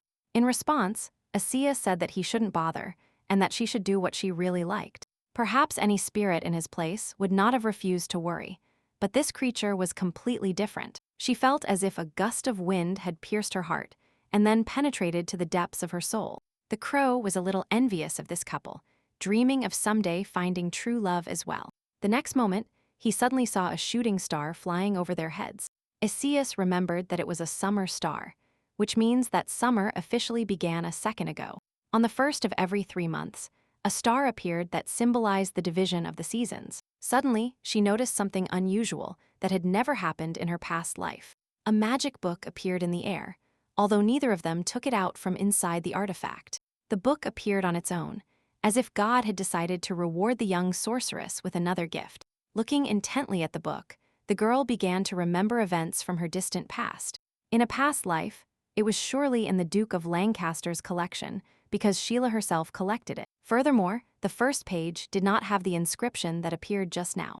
Little by little, Sheila began to realize that her mother was still watching her and caring for her. At the same time, in the Lancaster Duchy, everything was ready for a long search for the fugitive Sheila. After giving the necessary orders, the man tried to understand where his youngest daughter might have escaped to. He had already sent 5 archmages to search, and they were supposed to turn in a report very soon. The Duke remembered that Sheila was upset with her sister and advised her to make peace with her. In response, the girl declared that she would take away her magic, appropriating everything that her younger sister considered so dear. The father warned that it was not so easy to deal with Sheila now, because her magic was at the same level. Having decided to practice a little, the girl said goodbye to the Duke, wishing him a good night's sleep. With these words, she left the room while her father pondered his next plan of action. After closing the door behind her, Daisy listened to the voices in the room for a while. The servant suddenly said that it would have been much better today if the young master and the mistress were alive. These words deeply hurt the girl, although she understood that the servant was absolutely right. After a short time, nature flourished with bright colors, as if inviting the residents to take a walk. Finally, the moment had arrived when Sheila could go to the academy she had always dreamed of. As before, the spirit was always ready to help, as was the little feathered friend. Firmly holding the magic book, the girl mentally promised her mother that she would definitely fulfill her destiny. Her intention was to discover what the veil of the past really hid and why her mother had left her alone. The biological mother could not simply abandon her child, which means there are too many unsolved mysteries in this case. She suggested embarking on the journey without wasting time on doubts and empty chatter. First of all, Asius asked her to put on the ring she was still carrying in her bag. The girl asked him why he wasn't returning to the artifact, and he replied that he had almost no strength left. Hearing these words, Sheila suggested that he return since he had no need to waste magic energy. It was strange, but he really didn't want to return to the ring since it was much more comfortable outside. If a magic beast were to be encountered on the road, it would be capable of swallowing Sheila in no time. Only now did she realize that that funny spirit had become her personal bodyguard. Inside the ring he can recover, and when he needs help he can come out quickly. It turned out that the spirit wrote this book himself and asked Sheila to carefully study all the basics of magic. Opening the magic book, she realized that much of the theory of magic was still unknown to her. For example, the size of each person's magic source is innate, and the concentration of magic power improves in a certain period of the mage's maturation. Having a high rank but insufficient magic power can lead to a loss against a weaker mage. In her magic course, she only learned that the magic level is determined by the shape of its source. However, now, after studying these complex formulas, it was as if something completely unknown had been revealed to her. Last time, Sheila thought that she just needed to absorb as much magic as possible to become stronger. However, she acquired that experience in a distant past, when her feathered pet had not yet been born from the egg. Suddenly, the girl remembered the exact moment when she had raised her rank for the last time. She felt a cold touch on her forehead, which felt soft and sticky. In that case, Asius could kiss her on the forehead, although the girl couldn't understand why he was doing it. Sheila was beginning to suspect that that spirit had something more in mind than a simple contractual cooperation. Realizing that her thoughts had led her in a completely different direction, she tried to push them out of her head. Perhaps he was simply helping her improve, and that was why he kissed her on the forehead. And all the other thoughts that kept entering her head were nothing more than stupid inventions of her own. Half a month later, Sheila found herself in the same city where the Magic Academy was located. Walking through the central square, she was surprised by the number of people there were in the small town. Previously, she was a little afraid that the Duke would send observers after her who would stop her at the academy entrance. Turning sharply, she heard a strange argument that had broken out between 2 academy students. For some reason, the young man took away her pass, although it rightfully belonged to the applicant. He didn't like that a girl from a poor family was studying in the same institution as him. In response, Sophia asked for the pass to be returned, since she herself had passed the certification, and she received it totally legally. Seeing this, Sheila understood that the unfortunate girl had every right to study at the academy. Without waiting for an order, the crow quickly reached the arrogant young man, grabbing his hair with its beak. Seeing that the pass was in his hand, the pet easily took it in its beak, intending to hand it over to its owner. The bard was furious and demanded the return of the stolen object, threatening to call the guards. A few seconds later, the crow handed the pass to Sheila, who would make much better use of it. Addressing the young man, she told him that the pass belonged to her, since she now had it in her hand. The bard warned her that she wouldn't be able to leave that place until she returned the pass. With a smile on her face, the girl said that he would be in big trouble if he dared to attack first. This city was built for the Imperial Academy, and any further conflict would attract the director's attention. The young man did not agree, believing that she should respect a man of a higher class. However, Sheila believed that anyone who passed the evaluation was eligible for admission. It was a joint decision between the director and the emperor, with whom it was useless to argue. After listening to the stranger, Bard promised to get revenge for the humiliation when the opportunity arose. He acted quite amusingly, and seemed even funnier when he started making his threats. Thanking her for her help, Sophia was surprised by the courage of such a fragile young girl. She said she wanted to study together, and was willing to do a favor in exchange for the return of the pass. Instead of that, Sheila suggested they have something to eat, and then head to the academy at 2 o'clock. Upon entering the establishment, they immediately ordered a delicious meal, and Sophia couldn't even believe she could eat it. Of course, the girl told me not to be shy, because studying at the academy would require a lot of effort. Sheila also had a lot of jewels to pay with. Sophia began to understand that she was very lucky today, because she met her future friend.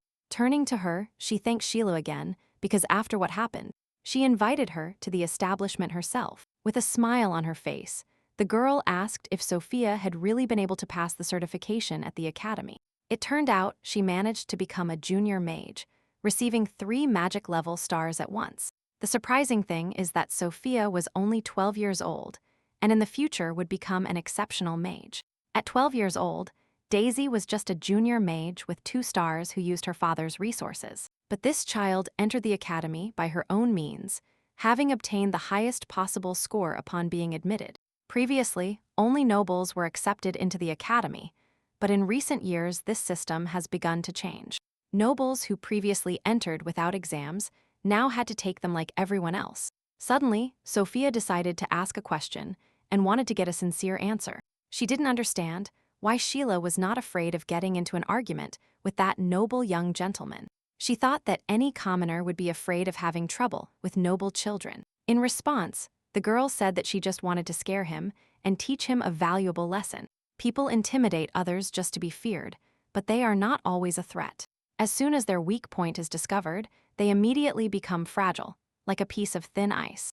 Looking her in the eyes, Sheila advised her to remember this lesson and not be afraid of anything in the future. Jumping from her seat, Sophia declared loudly that Sheila was now her new hero. She dreamed of being like her when she grew up a little and becoming the most powerful sorceress. After lunch, the girl headed to the office where the admissions office was located. Upon entering the academy, she immediately heard many offers in exchange for a small reward. The young man offered the pass with a smile, asking for only 10 gold coins for it.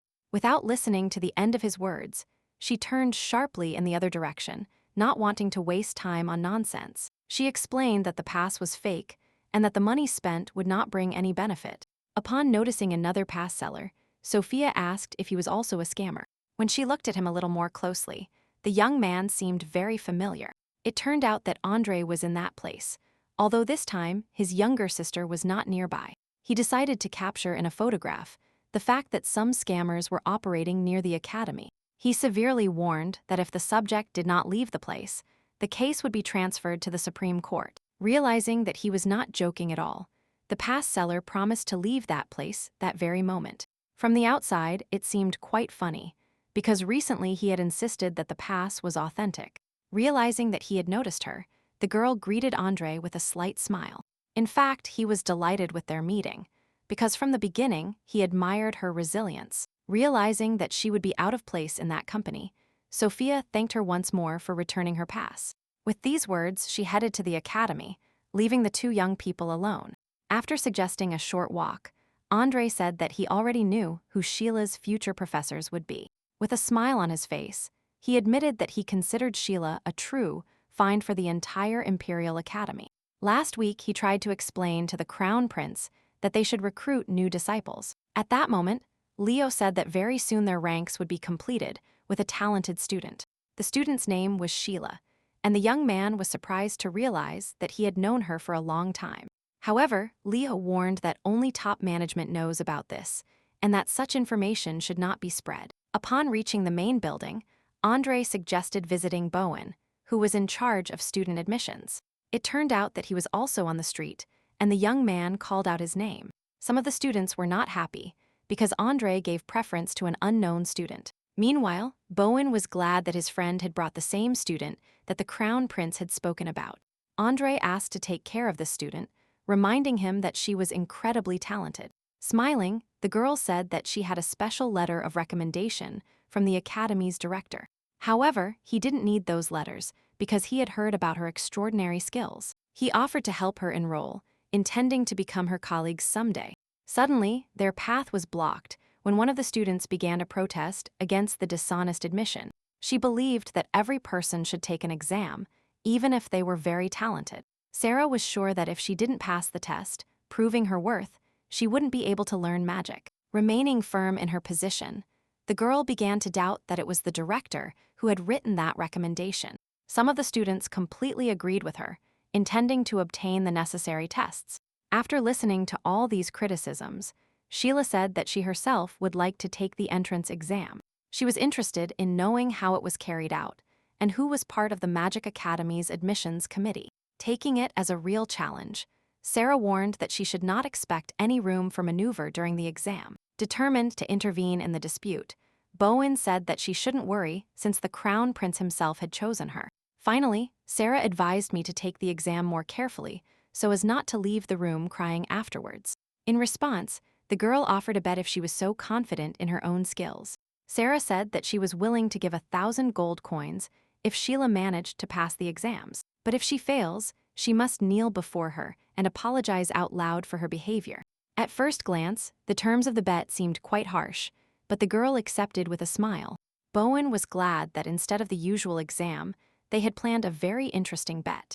And yet, he couldn't understand why the illegitimate daughter of the Duke of Lancaster was communicating with the Crown Prince. In the morning, she learned from Daisy that this dirty blood didn't even reach the level of a young mage. Now she wanted to see her shame, because her pretty face wouldn't save her from passing the exam. Once she reached the place of the first exam, she saw a notice describing the procedure for taking the exam. Each applicant had to choose their own magic item to use in the test. The choice will affect the final grades, so the exam instructor asked her to take it seriously. Sheila wanted to know if she had to return the chosen subject after finishing the exams. The girl replied that the magic object would become her property if the student passed it successfully. For a time, Sheila couldn't decide which of the offered items was worth taking. She couldn't predict the risks because she didn't know what kind of test she would face. At some point, the pet began to understand that her mother would be choosing her object until morning. Suddenly, she noticed a curious artifact that seemed quite interesting to her. From the outside, it seemed as if she was holding a normal piece of cobblestone in her hands. But it wasn't like that. This stone was very dense and also seemed quite hard and light to her. Her choice seemed funny, because students always chose swords and other weapons. They didn't have the necessary experience to suggest the right option even in such a situation. Feeling the power of the magic stone, Sheila easily activated her own magic. It was the first time Raven saw something like this, because the girl was capable of changing the shape of this object. In her hands it was so flexible, as if any weapon could be created from it. After a while, Sheila didn't regret at all having paid attention to it. In the second place of the exam, there were too many doors around, and each student chose their own door. They had to do it randomly, because no one knew what was hidden behind each door. Candidates were asked to choose one of 6 tests, and each of them was completely different. Some of the tests put their lives in danger, although the girl had no intention of turning back. The students, frightened by the test, were able to return the same way, and some of them were seriously worried. Turning around, she saw 2 young men, one of whom was convincing his friend to continue with the exam. Sheila planned to go through the door that was on her right. They had different symbols, and the first 5 represented the designations of magic weapons. Having chosen the most difficult test, the girl confidently headed towards the farthest door.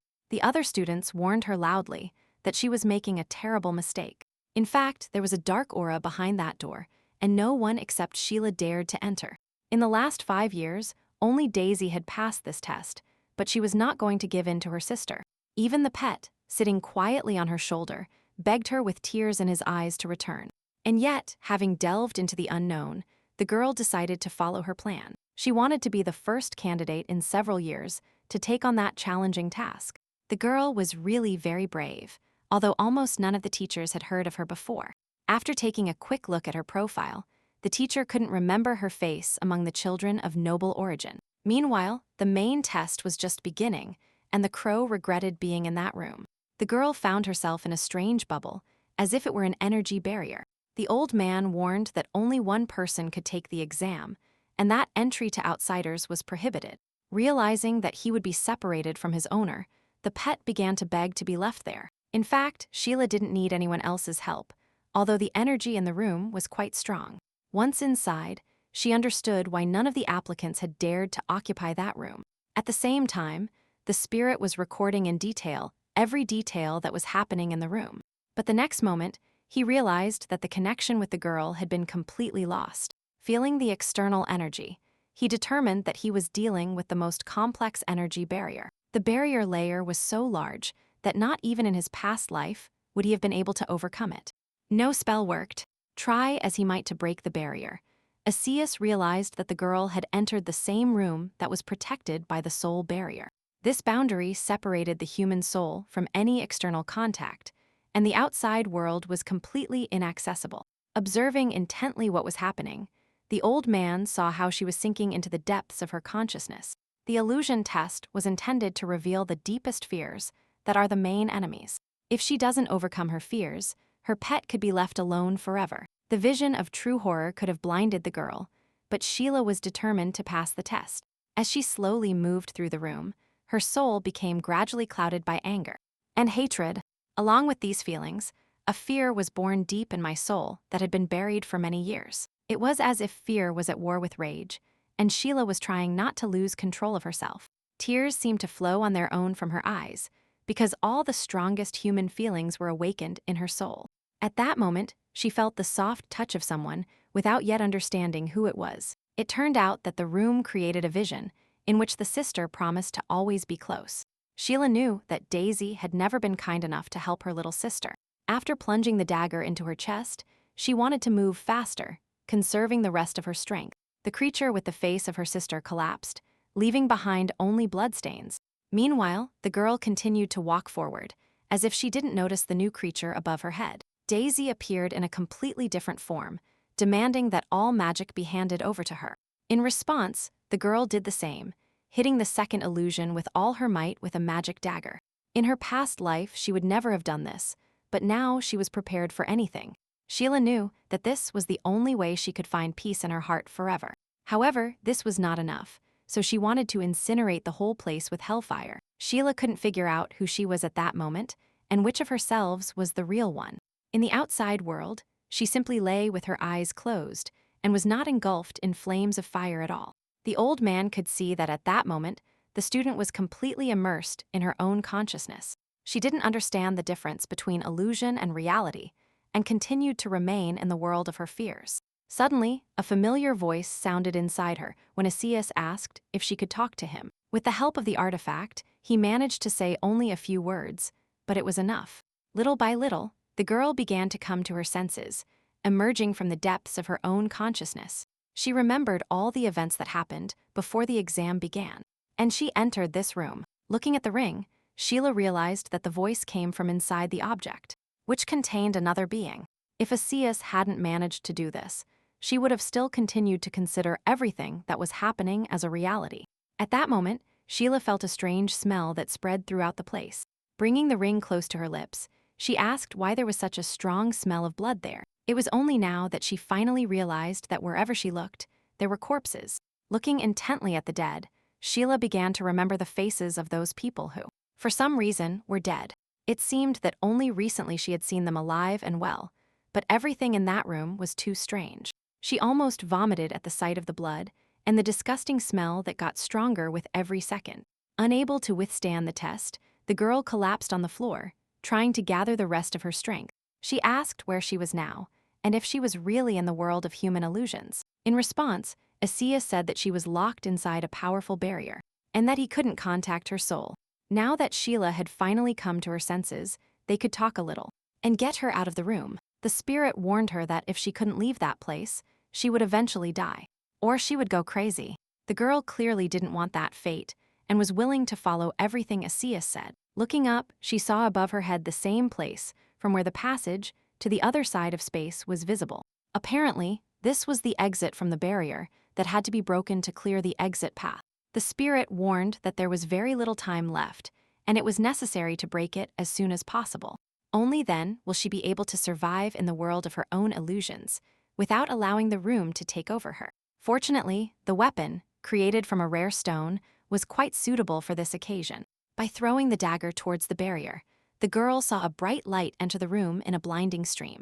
Sheila finally realized what she should have done from the beginning to keep illusions from clouding her mind. It is light, the source of strength, capable of overcoming the strongest barrier of darkness. After some time, they were together, and the spirit advised them to remember that day forever. Now in her hands, there is a much greater power than before leaving the room. Sheila's magic multiplied by 10, and this was possible only after passing the test. This was the beauty of light magic, because any action influences its development. After listening to Asias, she said that that was the main thing that made it worth being reborn a second time. The girl had never seen such a beautiful sunrise, nor such beautiful creatures around her. After releasing the solar butterflies, Asias suggested observing the sunrise every following day. He spoke about it in a slightly strange way, and Sheila began to understand what this ancient deity was feeling. Although he was just a ghost, his appearance changed Sheila's life for the better. She also got a new pet, which mistook the girl for its true mother. Now she felt warmer than ever, but this warmth came from somewhere deep in her soul.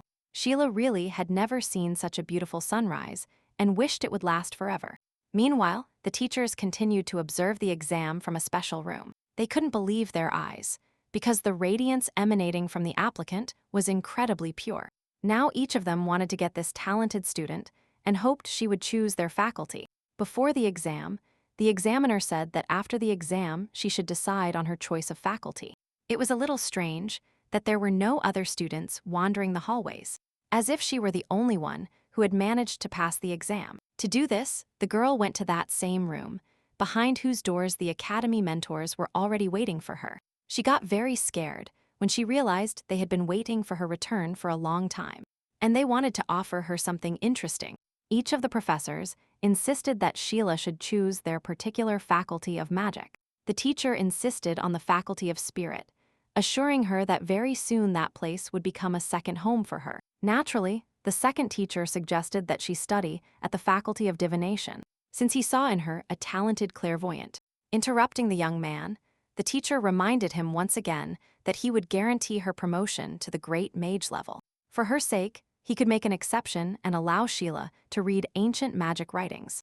After thanking everyone for their kindness, the girl replied that she wanted to choose the faculty of creation. This answer took the mentors by surprise, as none of them were professors of that faculty. They couldn't understand why the girl chose the faculty of creation from such a large selection. The teacher decided to remind her that that faculty had not been active for a long time, but she still maintained the same opinion. Realizing that all persuasion was useless, the man decided not to insist and give her freedom of choice. Carter offered his help, saying that he was ready to personally take the girl to the faculty of creation. On the way to the office, he praised her once more for her excellent skills, because Sheila had passed the most difficult room. He was the dean of the Department of Healing and did not teach courses in the Department of Creation. In response, the girl asked where she should look for the professor of her course to find out about future classes. With a smile on his face, the young man replied that the dean of the Faculty of Creation had left this world 2 years ago. This answer was quite unexpected because Sheila had planned to study there. However, the most surprising thing was that at that moment, his place was occupied by the Crown Prince. A short time later, they arrived at the place, and Carter pointed out the place where they would learn magic. If she changed her mind, Sheila could always transfer to his department, and Carter promised to wait a little. The fact that the dormitory was too old did not stop the girl at all. The main thing is that Leo couldn't even fix the magic object, entrusting this task to her. Noticing her return, the Crown Prince asked her not to worry about anything. First of all, he wanted to congratulate her on her admission to the academy, giving her a small gift. Sheila demanded to know why he had become a mentor in the Faculty of Creation, where there were only 3 students. While they were waiting for them outside the door, the young people understood that a real fight would start in the room right now. Eva was sure that the girl would refuse to study here, after learning that her mentor would be the crown prince. Meanwhile, Leo asked to try on the robe and look at a very interesting piece of clothing. The Faculty of Creation brooch distinguishes students of this course from all other students at the Magic Academy. After pinning the brooch on her, he said that the ornament suited her very well and that Sheila had not made that choice in vain. In response, she admitted that she hasn't made her decision yet and that she could change it at any time. These words made the prince quite nervous because he was already making large-scale plans. Suddenly, he announced that the dean of the faculty had not died at all, as others said, but that he had simply disappeared suddenly. There were several clues, and the prince was determined to find out what had really happened to this man. He knew it was related to a magic object that Sheila had once repaired. The young man explained that the director had told him about a certain client who wanted to isolate this object from the world. She is the purest creator of all those that exist on the continent, so she had an important mission ahead of her. Sheila must study in the Faculty of Creation so that the subject remains under her complete control. If the girl suddenly disappears after the dean, the crown prince will be the first to know. After listening to Leo, she replied that she understood him completely, but that she could die during the investigation. In her past life, the crown prince was burned alive, and it doesn't look like it was an accident. The young man stated that he does not fear death, and that he must definitely find out the reason for the disappearance. It was a strange coincidence that someone wanted the crown prince to die, while Daisy wanted to take away his power. She also wanted it to look like Leo had died in a fire caused by Sheila. According to her plan, the girl should be sentenced to death and burned at the stake after the crown prince. But now everything is not so simple, as for the girl to be able to so easily become the target of this arrogant lady. Addressing Leo, she said that there was some truth in his assumptions and that it was worth looking into it more closely. At least it would be much safer for both of them if Sheila stayed here. At that moment, the atmosphere in the room changed drastically, and Eva realized that not everything was so bad. The Faculty of Creation had fewer resources than the others, and they couldn't treat the students badly. Andre said he was ready to give her the best room in the dormitory after tidying up Leo's things. Raven also wanted to listen to their conversation, but at that moment, the voices outside the door suddenly went silent. Meanwhile, rumors began to spread everywhere that a student had managed to pass the most difficult room. Sarah realized that they were talking specifically about Sheila, who was considered an unremarkable commoner dirty blood and run-of-the-mill person. Turning around, she saw Daisy, who was with her friend. Amy jumped from her seat and walked towards her, realizing that Sheila had won their little bet. She thought she understood something, but she didn't want to take Sheila too seriously. Thinking about this, Daisy wanted to show her little sister what the real world is really like. Addressing the boss, the girl asked what he really intended to achieve by accepting that student. Bowen replied with a smile. He only did it to help Sheila collect her debt. The young man remembered that before the exam, 2 girls made an interesting bet. He was a witness and offered to go out to the field to fully resolve the outcome of this dispute. Realizing that there was no other way out, Daisy simply asked to return the money promised after losing the bet. The faculty of spirit of the word must be honest and fair, which means that the bet must be carried out according to all the rules. After having handed the money to the young man, Sarah asked him to hand it personally to that dirty blood sorceress. They still didn't know that Sheila had passed the most difficult test and that 4 deans were fighting over her. Previously, they thought that Sheila only knew how to seduce other suitors, and that was the only way to get to the top. Hearing more insults directed towards her, Agnes declared loudly that that was not true at all. All applicants knew that she had passed a fairly difficult exam and that she fully deserved that place. The girl explained that the deans wouldn't have taken so long to invite Sheila to their home if she were a simple dirty blood. Only then did Sarah realize that she had actually managed to leave the illusory room. At the coming-of-age ceremony, Sheila also showed some very interesting skills that surprised everyone. However, she remembered that the last time Leo almost died in the illusion room. Although he was very strong, addressing Inez, she demanded that she not invent nonsense, since she had recently become a student of the Faculty of Spirit of the Word. Hitting the girl, she decided to show her what happens for blatantly lying to fellow students.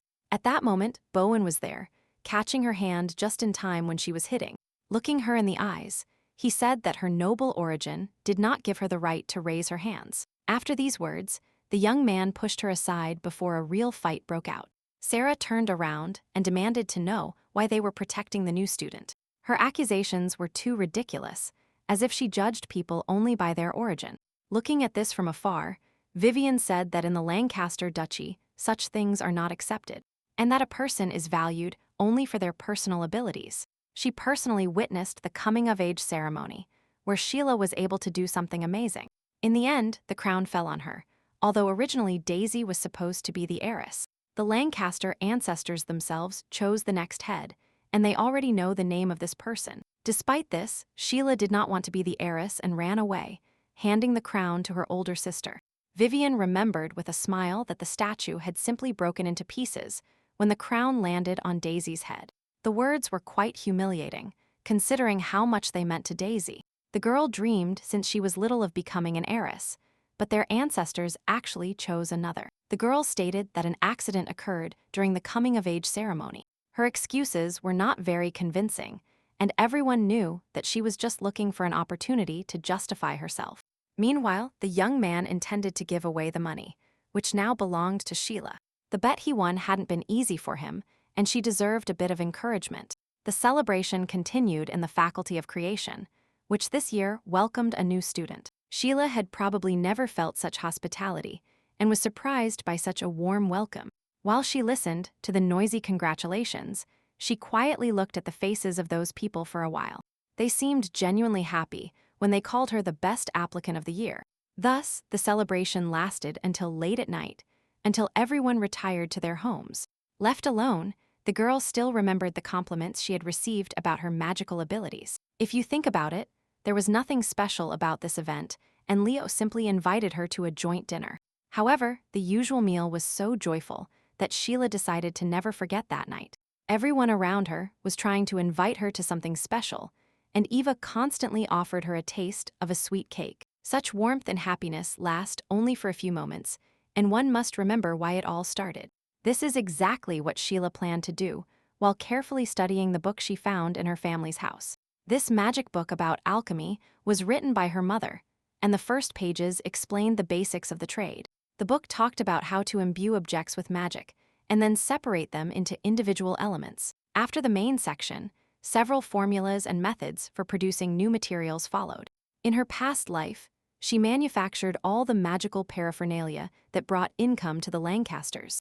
Of course, all profits went to Daisy's education, or the Duke spent them on his mistresses. With this in mind, Sheila decided to earn money only for herself, without worrying about the Lancaster family. After all, she had already done too much for them, which meant it was time to think about herself. Noticing the strange formula, the girl realized that she had never encountered it in her past life. She pointed directly at a certain magic object that had a special power. The Imperial Academy was situated in the center of a coastal city, where spring reigned all year round. It became a dividing place of the three main settlements, where elves lived, mermaids and humans. Currently, the Imperial Academy was a symbol of harmony and prosperity. There were 5 main faculties in the academy, one of which Sheila chose. To enter the academy, the applicant had to be between 12 and 20 years old. This was the only time when the source gave its consent.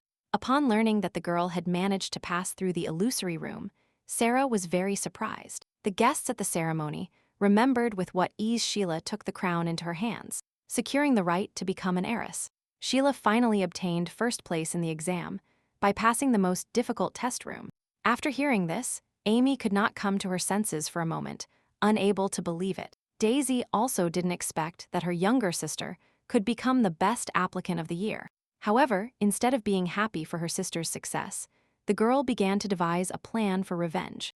Daisy did not want to wait for another opportunity and intended to get rid of her as soon as possible. Walking down the main street, the girl had already become accustomed to feeling the gaze of the academy students on her. She behaved quite modestly, but all the students knew about her magical abilities. The girl decided not to stop there and promised herself to become much stronger and more experienced. After some time, the Crown Prince prepared to show how to break iron correctly. Taking a piece of material, he explained that, first of all, the particles of the object needed to be wrapped in one's magic.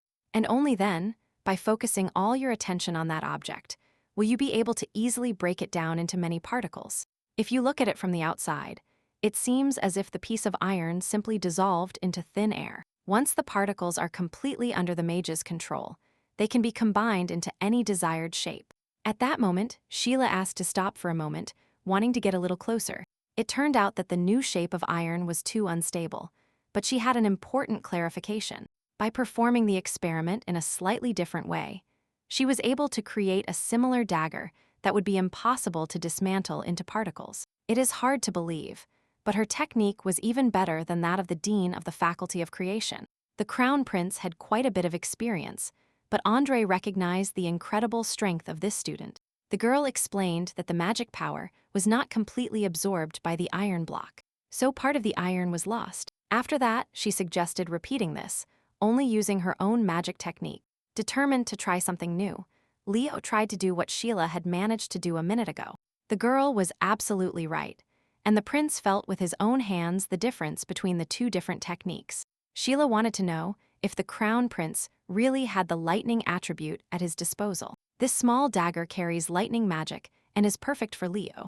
With a smile on her face, Sheila said that someone would find a lightning attribute like that much more useful. Similar to the first experiment, if you keep the power of the magic spell at this stage of decomposition, you will get something interesting. For example, cloning, cultivation, and other types of magic are also capable of changing the shape of objects. The next second, they saw the small knife turning into a huge sword. Once this was done, the girl hurried to leave, promising to come to the auditorium next week. For a long time, Andre could not understand how she managed to do this and what technique she used. Even if he learns the entire book by heart, it is unlikely he could repeat something similar. The Imperial Academy encouraged all students, but some faculties were in conflict with each other. Each faculty had its own class, and high-level archmages could receive lessons from the deans. Some students believed that in the creation department, there were fewer courses, and that's why they were so bad at magic. Looking at the class schedule, Sheila realized that there were too many unnecessary ones. Her intention was to reach the library on time to get the missing knowledge. Then she had to go to the dormitory and study the ancient spellbook. Sheila understood that the entire program must be repeated as often as possible. Using special tools, during her training, there were several instances where Daisy's dogs tried to follow her. She lacked practice, so on weekends she trained in the Magic Academy arena. As she passed by the students, she heard the young people talking about their personal successes. Sheila actually managed to win 10 rounds in a row, something that no other student had ever achieved. She was sure that Daisy would attack first, preparing to reflect it with magic. Daisy probably had no idea that her actions were bringing about her own death. At the Queen's insistence, Daisy got engaged to the second prince after he broke off his relationship with Sheila. Close friends were happy that Prince Arthur now belonged only to Daisy. Holding an expensive engagement ring in his hands, the young man asked her to be with him for the rest of her life. Of course, Daisy agreed and said with a smile that she was deeply moved by his proposal. Like everyone else, the girl would not dare to go through the illusion room, for fear of remaining in it forever. Usually, when a person enters this room, they begin to remember the past and to immerse themselves in their consciousness. However, the room distorts these memories, presenting everything that happens in a different light. Once inside, Daisy saw her younger brother covered in blood when he was still a child. The girl said that she hadn't touched him with a finger and that the child had accidentally hurt himself while playing. However, now she and her brother have become very similar, which means that relatives can consider her the legitimate heiress. In response, her mother couldn't believe that she had given birth to a monster in the flesh and bone, willing to do anything to obtain power. Due to her health, the wife of the Duke of Lancaster could no longer become pregnant and give birth to an heir. The woman did not understand what had caused her sudden illness, but she could not help her. It seems it was at that moment that Daisy conceived the terrible crime that led to Sheila being sentenced to death. She sincerely believed that such a fate was destined for losers. Blood ties meant nothing to Daisy, who always craved only power and control over other people. Using her accumulated power, Daisy Lancaster managed to pass through the most difficult illusion room.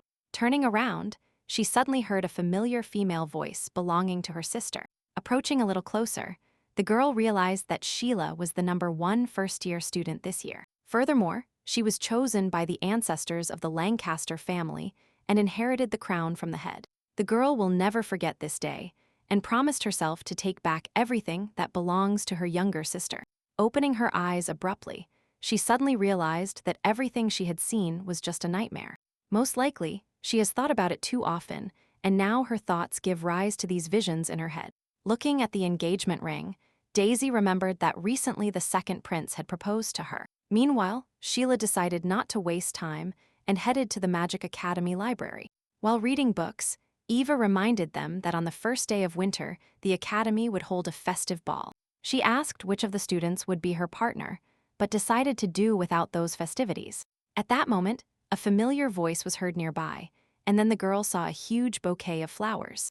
The second prince asked to take the ball a little more seriously and suggested going there as a couple in love. In response, Sheila reminded him that the young man was engaged to her sister and advised him to invite her. Arthur said that his heart would always belong only to Sheila and that the marriage was a mere formality.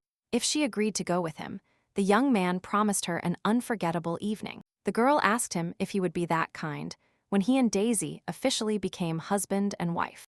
Instead of answering, the prince wanted to kiss her, remembering that happy past relationship. Closing her eyes, she didn't even realize that instead of tender lips, there was something completely different by his side. When the prince kissed the crow, the pet asked him to do it more gently if he wanted to repeat it. Sheila was about to slap him, but the baby flew out to meet her a little earlier. The noise in the library seemed out of place, and the students tried to find out who was interrupting their reading. The second prince and Daisy were engaged, and now Sheila was waiting for the crown prince's next move. His mother was born into the great Russell magic family, and the current queen also belongs to that line.